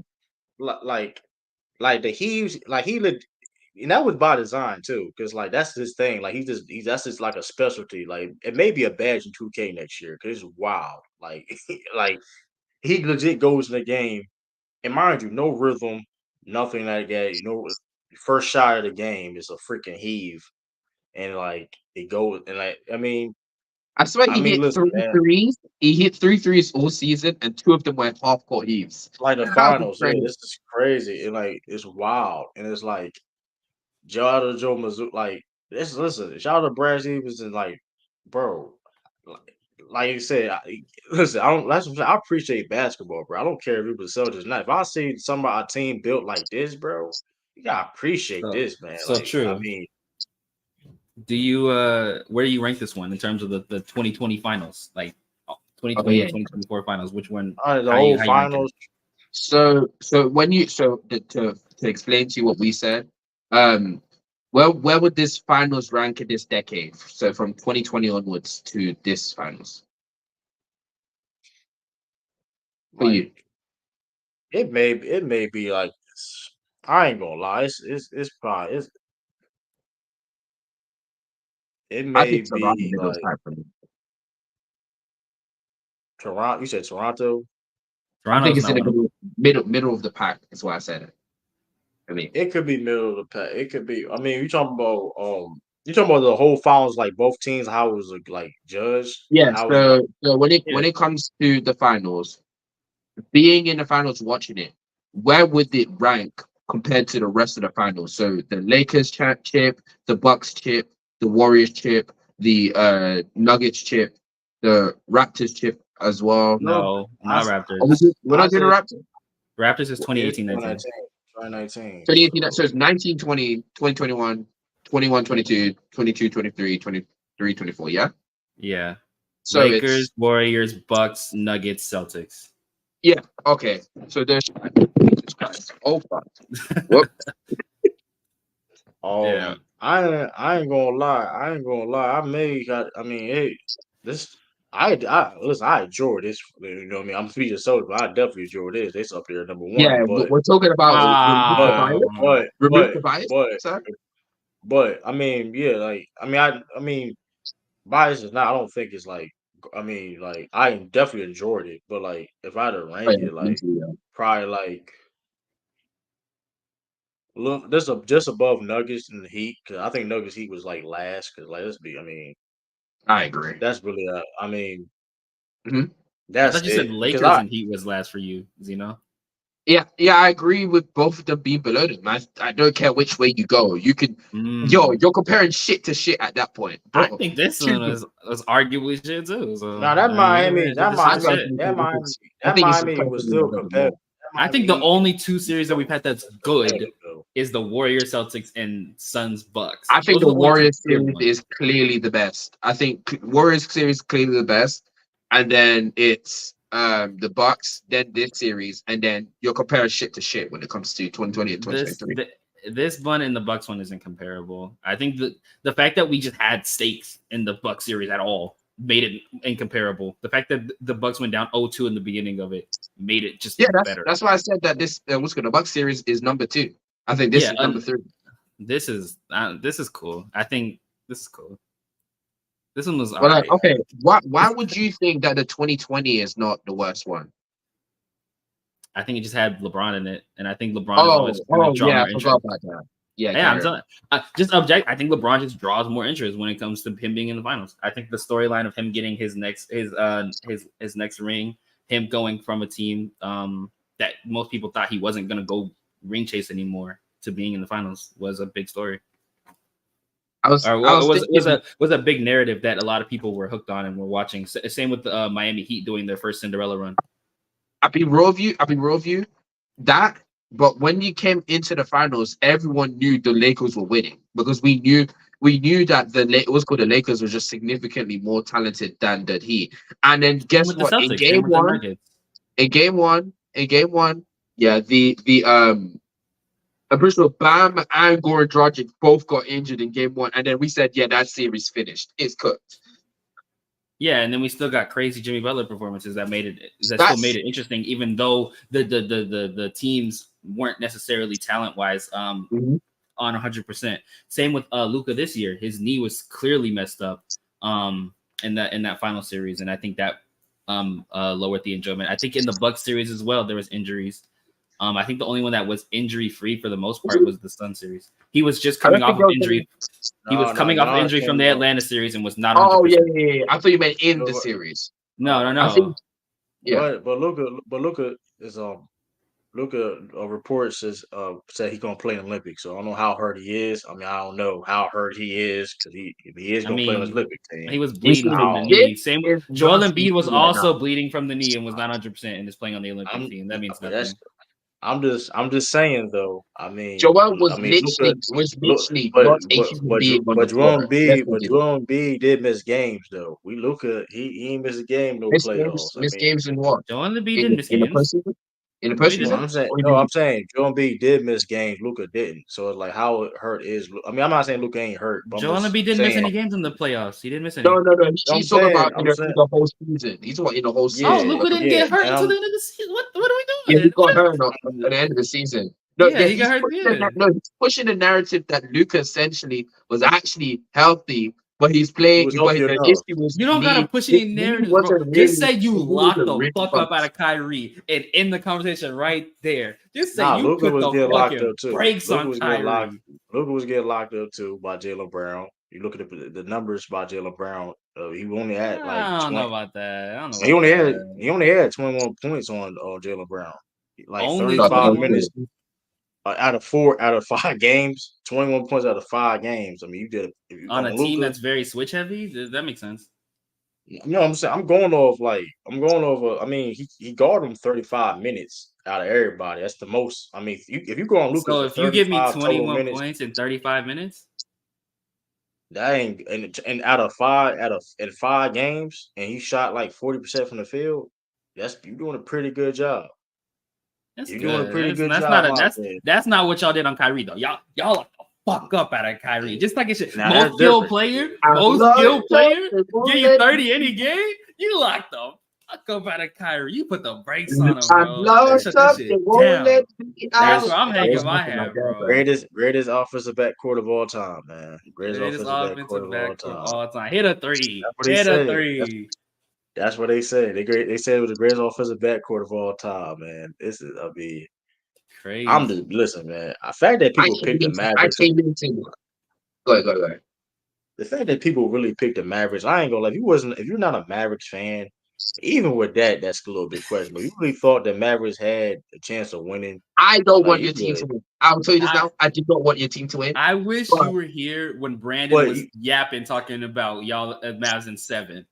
After they were down 0-3. I wish you were here. I heard it. I heard it too. No, I heard it too. Brandon's on the show with him, so he's had it before. Okay. I heard it in Discord, so I heard it. Remember, I was one of them who wanted the Mavs to win, but like honestly, even Elijah can agree with me. When it came to us actually trying to speak more about the actual game, I did specify stuff to say, the Celtics are probably gonna win in like 6 or 5. Like they're gonna win 6 or 5. But I want them to lose, so I'm pushing my propaganda. Nah, Luka's gonna get a game. Luka's gonna get a game. Y'all was letting Mitch get Bam get games. Luka's gonna get a game, bro. Yeah, but let's be honest though. Like, let's be honest. Other teams did a better job against the Celtics in the playoffs, but that's what team? What team? Yeah, I disagree. They played Cleveland, and the Pacers played the Celtics better than the Mavericks did. Fuck no, they didn't. Hell no, they didn't. You do realize the Celtics legit didn't give a damn about that game, like game 4, right? Oh yeah, you can say that. Yeah, you can. They took. I mean, they didn't give a damn about that game. They also didn't give a damn about the Heat, and they still lost the game to Heat. Yeah. I mean, I don't know about they didn't give a damn about it. If Jason Tatum was the top 7 player in the playoffs and not a playoff dropper, which he's a playoff dropper, by the way. Like, can we just we can say that now? if a playoff dropper is crazy. Jason Tatum is a playoff dropper. Hey, He's not man, one of the worst. say- He's not one of the worst playoff droppers of all time. I He's would- not. I would- He's not I want to Joel. get this shit up. I want to get I this shit up. would say, I wish Embiid could have one of the most balanced rosters of all time. So he doesn't need to work on everything known to man on defense and on offense, so that his team can actually balance. In that Knicks series, if Embiid is not even on the court, we can't score. We can't defend. We can't score. We can't rebound. We can't play make. We can't do anything. Without Embiid, our team goes to shit. I wish my team had Jaylen Brown creating offense for himself. Kristaps Porzingis, who can take mismatch, also attack any mismatch known on the court. I wish we had one of the best defensive backcourts of all time. You know, I wish I had one of the best shooters in the league in Sam Hauser. I wish we had Big PP. Like, I wish we had some of that shit. But nah, my team is incompetent. Yeah, no. Jason Tatum shout out Moore. Officially a playoff dropper.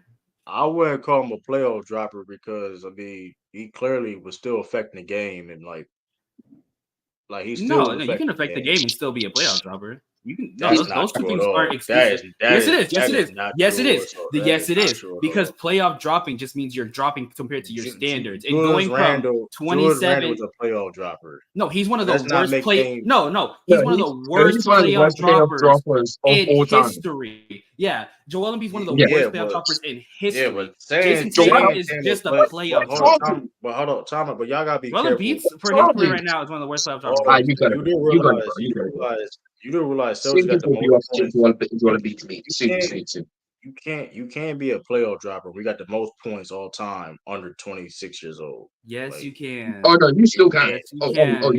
You can't. It doesn't. Yes, it's impossible. It's impossible. Yes, you you can. can't. No, it's very possible. You can't do what you do. He had done in the playoffs and be a playoff dropper. Like that doesn't make. Yes, you can. It don't.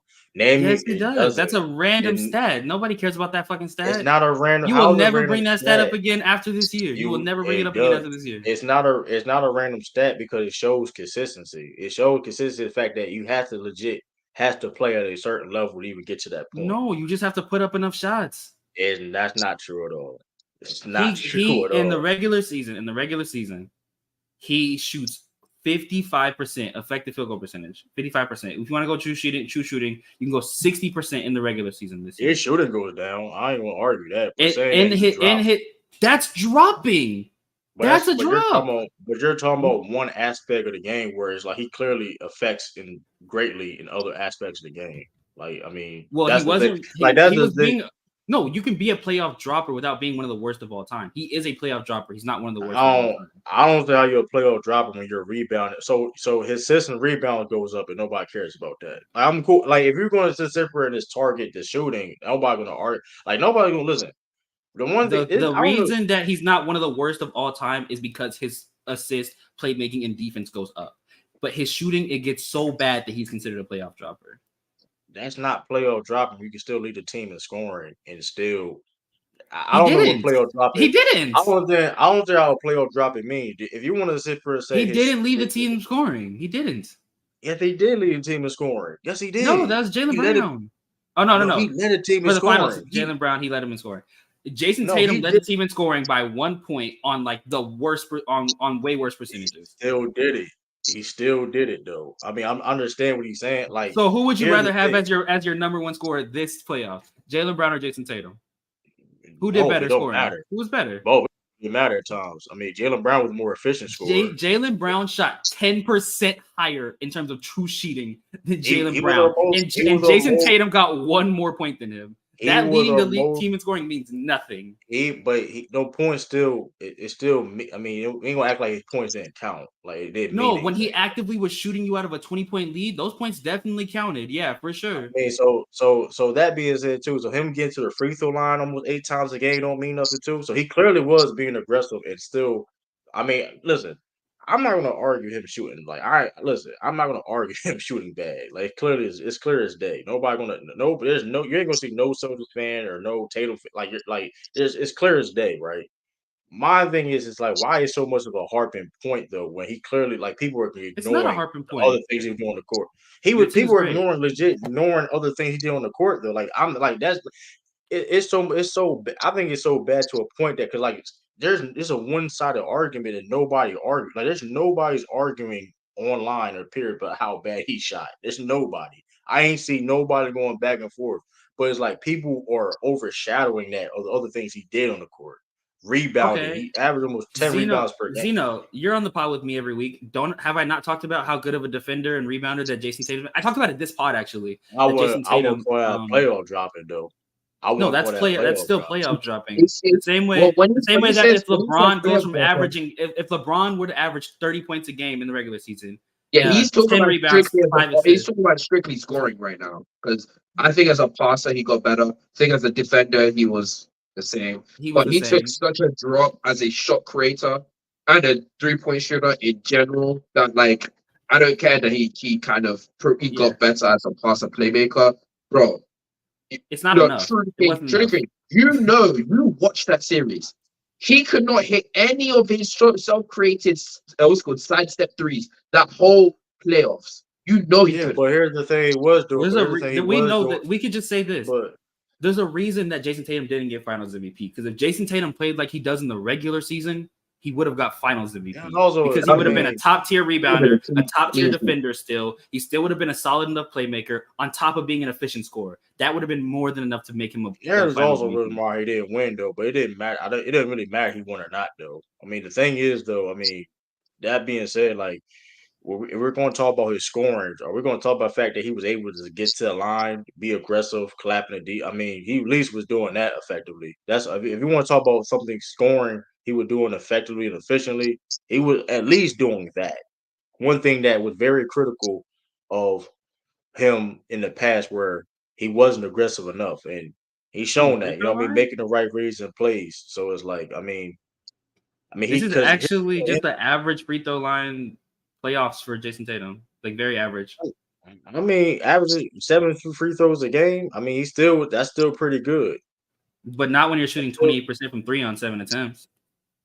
I mean, here's the thing though. Like, if your shot is off though, you get stop shooting.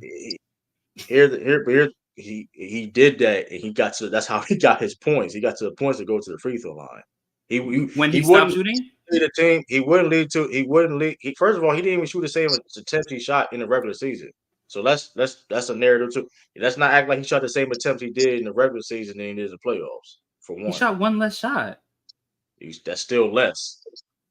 On more 20, he played more minutes and took less shots. That's a fact. That's just a fact. He took less shots because he was worse. Oh, so what did he do? He got to the line more.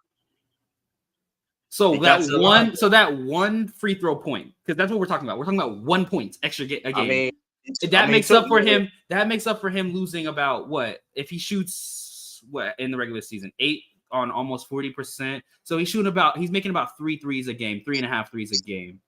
Okay. So that means he's going from taking those 3.5 threes. That's almost 9 points you're getting per game. You're saying that those 9 points are being made up by 1 free throw every game. He got to the free throw line a lot this playoff. No, he got to it one more time than normal on average. I don't know. Listen, he hit a lot. He got to the free throw line. He was aggressive. Like, listen, you thought how did he was getting them reads and making those plays? Like he would just like he does that in the regular season. He was not leading the team in assists in the regular season. No, he wasn't leading the team in assists in the regular season. He was still getting 5. He was still getting 5. I'm just saying, your definition of playoff dropper is completely different from mine. Because like, you just consider only historic playoff droppers as playoff droppers. You can just be a worse playoff player in the regular season than playoff. I know this historic fact though. One of the 7-6 players to lead a team in scoring, assists, and rebounding in the finals, and doing a playoff run, winning the championship. I mean, if that's playoff dropping, I'm cool with that. If that was a real stat, if you knew that was a real stat, then once again, he would have gotten the Finals MVP. That's not necessarily true. Jaylen Brown played phenomenal too. Here's the thing about But you just I said do you had want a to say, player under 26 that just led his team in rebounding, assist, and but scoring, while let me say this. also playing Luka Doncic as one of his matchups and playing good defense on him. So you're telling me the guy that played Luka, played good defense on Luka, led your team in assists, led your team in rebounding, and led your team in scoring, did not win Finals MVP, and that's not a robbery? Because Jaylen Brown deserved it too. Here's the thing about Finals MVP. I do want to say this too about Finals MVP. When it comes, specifically Celtics, that it don't really matter. I ain't know how that Finals MVP. Oh my god! I'm really like, this is an honest conversation. It really don't matter. Like when it comes to like, if you go to talk about Celtics fans and the MVP Finals MVP, it don't really matter. Nobody cares that JoJo White won Finals MVP over John Collins. Nobody cares that Paul Pierce won Finals MVP over Ray Allen and KG. That's not really a real thing. To being honest with you, it's just not. I mean, because at the end of the day, multiple people could have won Finals MVP, and Jaylen Brown did. Hey, it doesn't really matter at the end of the day. Did any of those players lead their teams in points, scoring, rebounding, and assists while playing some of the better defense on their team? Not some of the better, but playing really good defense on their team. I mean, Did any of those players do that? No. Narrative played a part of it too. I mean, narrative definitely played a part of it too. I mean, it did. I mean, here's the thing: narrative did play a part of it too. I mean, let's just call it how it is. But that being said, though, it don't really matter who won Finals MVP between Jaylen Brown and Jason Tatum. It really don't matter. Like it just Jaylen Brown didn't shoot that well either, though. But it's like nobody cares about that. He shot 44% from the field. It's like, but nobody cares. Jaylen Brown didn't shoot in the playoffs. We're talking about playoffs. Well, right now, playoff droppers. Yes, he did shoot well. Yes, the fuck he did. I mean, we talk about finals. I thought I was talking about the final. But that be okay, but that's We're not talking about playoff droppers. That's how playoffs are. Let's not have this revisionist history because nobody was saying that Jaylen Brown before this final was the best player for the Celtics in the playoffs. Like no one's saying he's the best player. And yes, they were, especially in the finals after the 2022 Warriors. Yes, they were. For sure they were. Mean, they was not. Zeno, you can attest to this, right? After that 2022 finals, they were saying Jaylen Brown was the better playoff performer than Jason Tatum. That wasn't true, but that clearly wasn't true. Okay, but that because he was a playoff dropper then as well. You want to join up?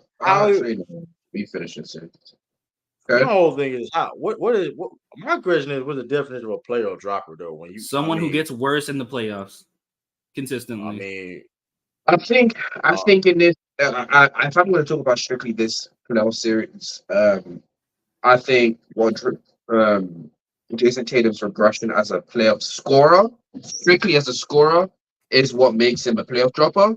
Because at the end of the day, him being that bad offensively, shooting his teams out of games. Well, his team out of games. He never shot a team out of okay, games. So you wanna let me finish?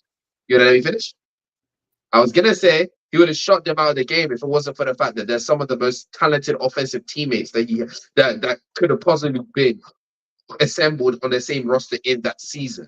Like, that's the reason why he's in shooting them out of games. Like, do you remember Game 5 where he started off really good and then shot himself out of playing well and then shot himself back into playing well? You know why he was able to do that? Because while he was being mediocre and garbage, it was alternating from being good to garbage to good, the rest of his team was picking up the slack and being consistent. That's why.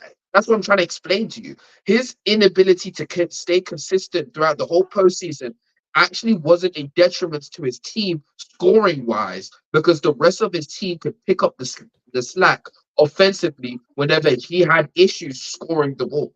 Because one, he's still one of the better playmaking wings in the league. I'm never gonna deny that. He's still one of the best wing defenders in the league.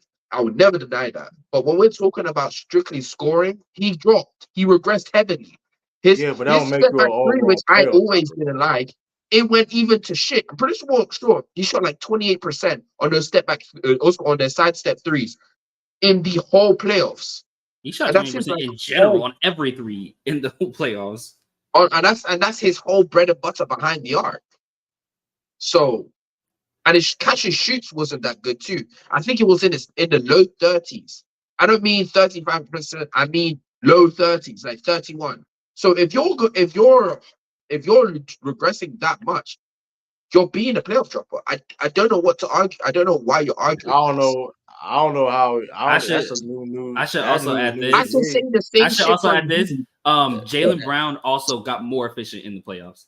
I should say that. Absolutely, He's shooting absolutely. easy. But time out though. But But although, are we going to ignore the fact that every team in the playoffs defensive adjustment was not to let Tatum score the ball either. So we're gonna ignore that too. I That they want don't to play why? anymore. Because he's the best Hold on. player on So your we're team. He's the no best time player out. on your But time team. out. Everyone Time gets out. that. There's a No, reason. no, they don't. Everyone, No, time out. every best player on a Time out. team gets that treatment. Time out, Yes, time they out. do. So he wasn't getting triple. So every time he had the ball, Triple. teams When? wasn't Triple? low. No, the fuck he Team wasn't wasn't. low. Hold on, team wasn't loading up on Tatum and selling out and having all the Celtics players No, to. teams were loaded up Granted, on Jay let me Tatum. put in and granted, Not to that let me degree. put and granted. Let's put and granted. To be fair, Tatum could have been more efficient when I said this. Okay. When I said it. We're getting With somewhere. that being said, though, the team's defensive philosophy against the Celtics was get the ball out of Tatum's hands. Which was crazy. That it's like that was a game plan to say, hey, we're gonna allow Jaylen Brown to beat us. Which it sounds crazy, but that's how Jaylen Brown got those one-on-one coverages like that, and he It made doesn't teams pay. sound crazy. He It's made teams what you're pay. supposed to do. That's The what issue, every the team issue does. was, in my opinion, I think teams sold out for Tatum a bit too much because Tatum was not playing that well throughout the whole postseason. Some teams I could can have agree. put him in one-on-one He could have coverage been and more. actually forced him to create opportunities against these wings or his defenders. But teams were selling them out, and he was able to bail his own offense out by being a really good playmaker. That was what That's the my thing is. point. But when we're talking That's about my strictly as a point. scorer, we're talking about scoring here, and he's being doubled on some of the best spacing the best spacing in the league. Like I don't want to hear this because at the end of the day, when we are talking about the number ones on the number one offensively on majority of the teams, they're getting double teams. And they're all It able to wasn't be getting. efficient. Can you They remind wasn't me getting. how? They wasn't Wait, getting coverage Donovan like Mitchell. this. I want to make sure Yes, they Donovan were Mitchell was. getting coverage like this. No, they was not. Yes, Bro. they You're telling me were. If Embiid? You're telling me anything, Embiid? Jason. You telling me Embiid if wasn't You getting came this in coverage? big, bro. You talking about Joel Embiid? Come on, Zeno. You're talking about Joel Embiid, one of the most dominant player in the NBA. Jalen Was Brunson was getting Let's coverage stop like it. this. Let's Oh, stop Jalen you're it. telling me Brunson was Jalen getting Brunson coverage wasn't like getting coverage this. like this? He don't listen. In certain Brunson was getting the You're same naming. coverage. You're Jalen Brunson naming. was You getting only coverage can like name. this. You only can name like a few other players. And even with that, But Anthony that's Edwards, the Tyrese the reason Halliburton, why Luka we can only Doncic, name those. Go Nikola ahead, go ahead. Halliburton Jokic, was not Go good. ahead. Anthony Hold on, Davis, Halliburton. Time out. Shea. You're hold up. Halliburton was doubled? I conceded with the We're just Embiid and saying. Brunson. You're just chatting right now. You said Tyrese Halliburton. You're just chatting. I will Tyrese start a stream Halliburton up is with you, Oh yeah, and I I'm will not gonna watch that I'm not finals. moved by Halliburton, so I'm not a part of it. When he said Halliburton, and I'm not moved by AD it. and AD. I Listen, implore you to go watch I the coverage Halliburton was getting. He was literally man. shooting double contested fadeaway threes on consistent basis. I'm not. That was Hold the on. only Let's shots he not. could I Yeah, make. mean, but hold on. the We thing is, the way understand. Halliburton attacks like a defense is more from a playmaking aspect, and then whenever a team actually gives him the opportunity to get a shot off, is when he's more opportunistic than like He is. getting to All a I'm shot But he's saying is, still getting doubled. consistently. We're talking about people not getting glad you doubled. made that point, Almost Zeno. Oh yeah, every yeah, star I is getting agree with you, doubled. but I'm I'm talking glad about you the made that Anthony scorer Edwards point. right is getting now. doubled. Yeah, All you Zeno, guys are I'm getting glad you made doubled. that point because that my point is this, and I put it. I'll be fair. I said that's why that's why I ain't going to really argue his shooting. I ain't sit there and say, well, I didn't argue. He could have been better regardless. What I'm about to say. Let me put that in context. I ain't being biased or anything because I think he could have still shot better. But teams go, which was crazy, by the way. But that's how going back to the point how dominant his team was. That teams was selling out, was forcing him to be a passer. That's just the reality of the situation. They were legit saying, "Hey, I don't care if I don't care if Jalen Brown's on the wing and Drew Holiday in the corner. We going to force. We're going to get to make sure you get the ball at your hands." Which was, I mean, and it clearly didn't work. I just want to add on to this conversation that you know how we talked about how Jason Tatum gets some of like the biggest like coverage with the league when it comes to defenders like trying to get the ball out of his hands, and the amount of attention he requires. He was playing against the Cavs. Mitch and him both had the same amount of defensive attention. If not, I actually would argue Mitch saw more defensive attention. Mitch, that series, Mitch in those 3 games, I get it. It was 3 games instead of 5. Averaged 31.7 points on 66 true shooting. Yes, I actually won't guess. I will let you know. In 2 more games, Jason Tatum, cool. There's a little bit more variance. I'll give you that, cool. But this won't deny the fact that Jason Tatum averaged 27 points on below league average efficiency, 57% true shooting. There's nearly a +9 difference. It was a lot of shots like at the rim per se. When it comes to the 3, whatever, that's whatever. But like it was inside, like whatever case may be, that he could have shot better. So I ain't gonna argue that. I'm just saying though. So that's just growing. He's not shooting. I think True, you're missing the point here. The reason why I'm bringing this up is that when it comes to all these players that are on his tier offensively, when I'm talking about, not on his tier. I'm not gonna lie to you, he's not on his tier. But they're getting so much defensive attention, like Jason Tatum does. The D Book, the D Mitch, the Anthony Edwards, even though Anthony Edwards, the reason why is because there's no other role player that can force the defense to worry about him other than him. Anyways, Jalen Brunson, Joel Embiid, Doncic, Jokic, AD or LeBron, whatever you think he is. Like, that's 8 names. And out of those 8 names, other than D-Book, and the only reason why we can't even say D-Book's name is because he was guarded by one of the best wing defender in the league, in my opinion, or the second best wing defender in the league, and then an all-time great rim protector.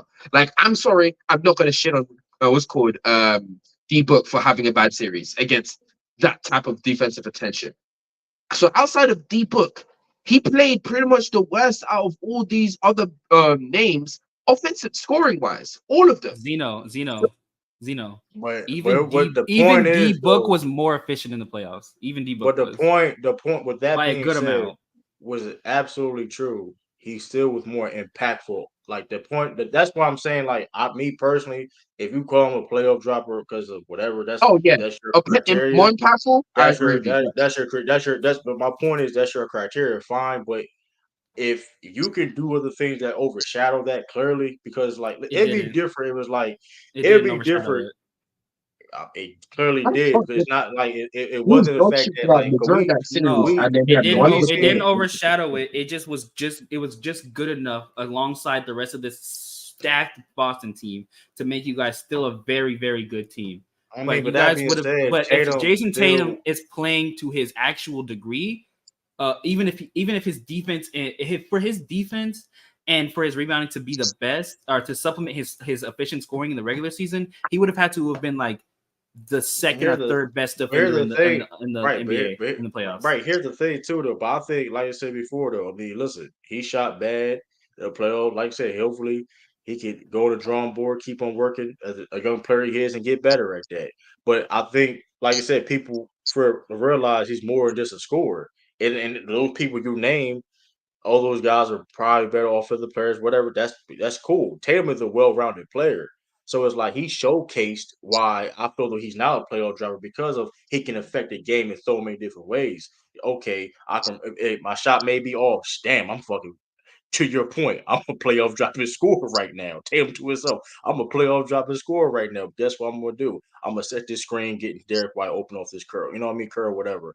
I'm gonna crash the boards and get these rebounds. One thing I can do and initiate this offense, to which to helping Jaylen Brown. This is my argument. Listen, if you're going to listen, I can push it back because you talk about people having a better offensive. I'm just saying, like I said, my criteria as a playoff dropper, I look at dudes, it's like, bro, you're not impacting the game at all to a point where like we expect you to. Like it's like okay, who on his level? Like, who on his level is doing that? Like a top 10 kind of player, top 10 to 15 kind of player, just is not impacting the game in the playoffs. It's not a lot. But that being said, though, there are great players.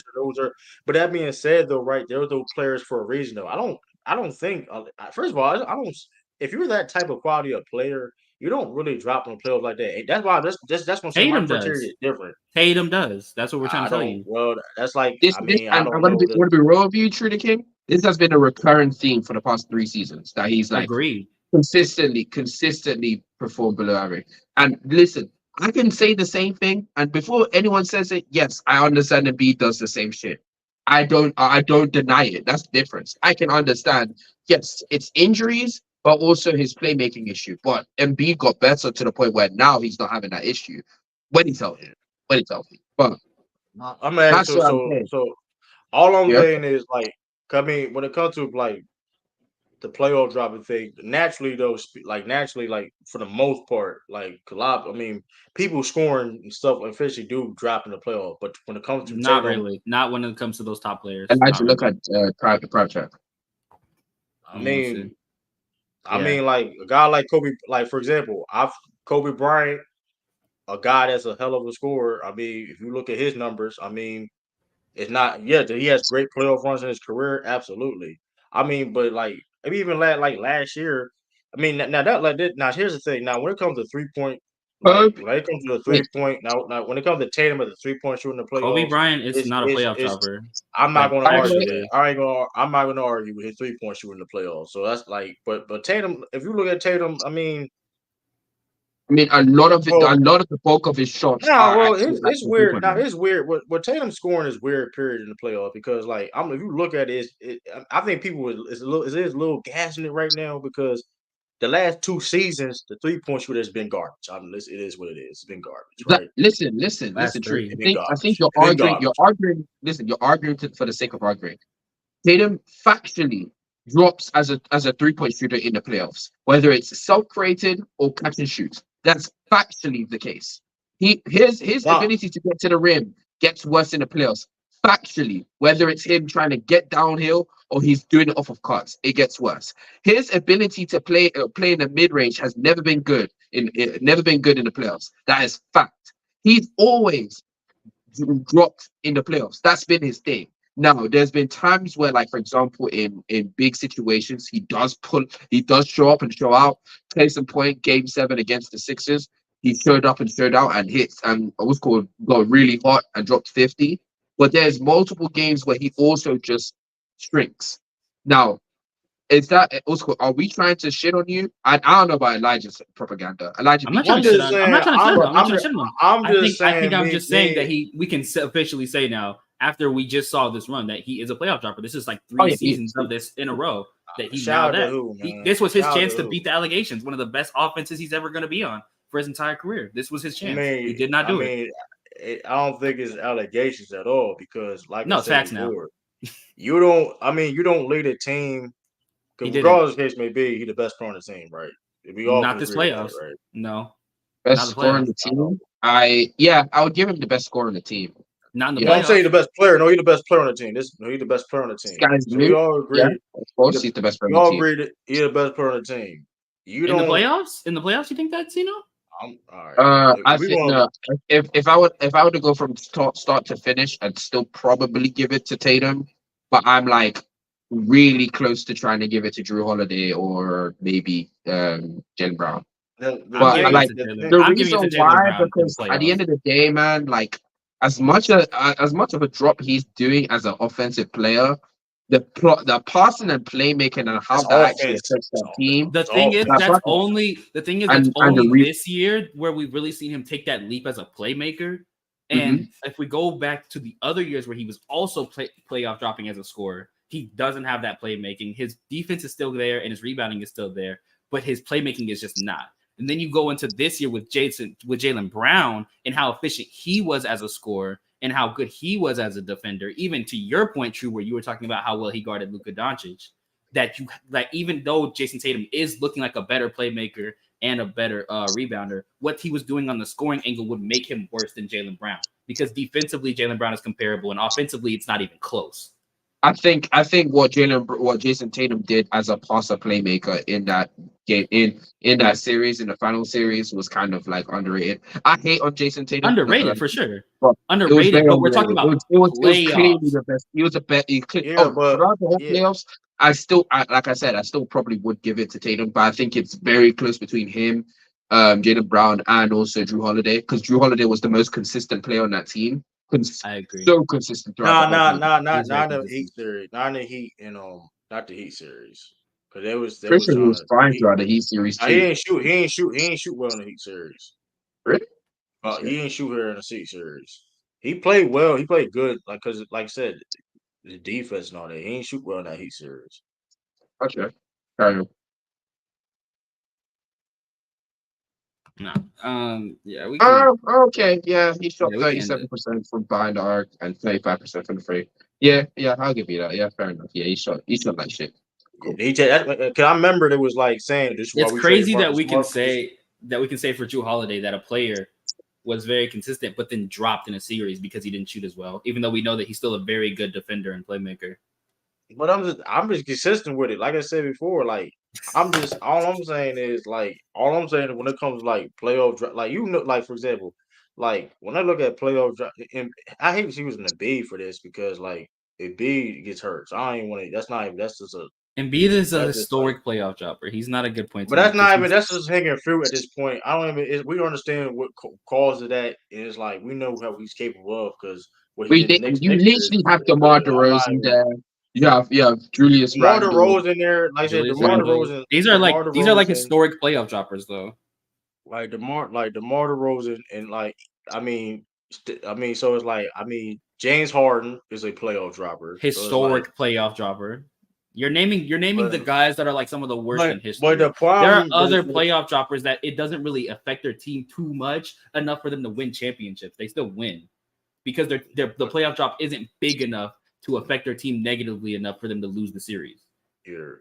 I'm just saying, but like the reason, like I don't like to Tatum because, like I said, Tatum was still active. Like his scoring was, even though his efficiency was bad, he still acted, do a lot, and he still was effective. That's all I'm saying. Like, it's hard to be a playoff dropper when you still have that responsibility you have to do, and still have to do that and still execute. You know what I mean? Like, ain't like he just do now. If he was just being a scorer, period, right, and that was his only job, and it's like then he would be the worst playoff dropper in history, or one of the worst in history. I don't like I said. I don't know, y'all. It's definition of playoff droppers, in my opinion. I don't know. It's just I don't look. It's like true. It's like the difference between Trae Young is one of the worst defenders we've ever seen, right? Right. And then you got guys in the league that are just like bad defenders. They're just like not great.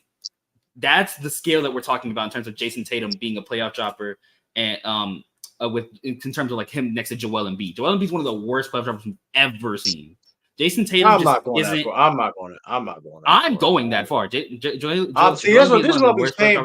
But you see what I'm saying. This is what I'm saying. And I slander Joel Embiid in a heartbeat. He's one of the worst playoff droppers we've ever seen. But he is. I'm not going that far. Y'all. I guess he did. I can also. I guess you never heard Al Heritage. Get the very Al Heritage. No, we're talking about compared to expectations, though. When we compare him to the expectations that he has going into the regular season, he looks worse. We understand. This is what go look at David Robinson in like 93, or not 93, but like in the 90s. He's one of the worst playoff droppers we've ever seen. Because compared to his expectations, but he's so bad that's why it's like, hey, we gotta get Duncan because he ain't our number one guy. That's why is that not the same conversations that people have with Joel Embiid in the playoffs? That he's not a number one. Hold time out. So the Sixers are looking forward to get a number. Listen, because I'm not saying that. I'm saying that is that not conversations that we have about Joel Embiid after the playoffs happen? That he's not a number one. I'm not gonna lie to you. The way this conversation is going, I'm not trying to have this conversation go any longer, bro. Because at this point, it went from Tatum hate to Embiid hate. It's not hate. It's not hate. It's not even hate. I'm trying to run a joke. I'm trying to make a joke here, and you just destroyed it halfway. I was gonna say, what's going? Yo, this went from Tatum hate to Embiid hate. This made me start from smiling to now hating my life. Why? Embiid's been out in the first round. Come to the Celtics, B. B gonna eventually come to the Celtics, man. Yeah. On that note, thank you all for coming through. This was Hoopsters podcast episode 17. We have Mr. Elijah there and Trudy King. Our special guest actually showed up. Thank you all for coming through and see you later.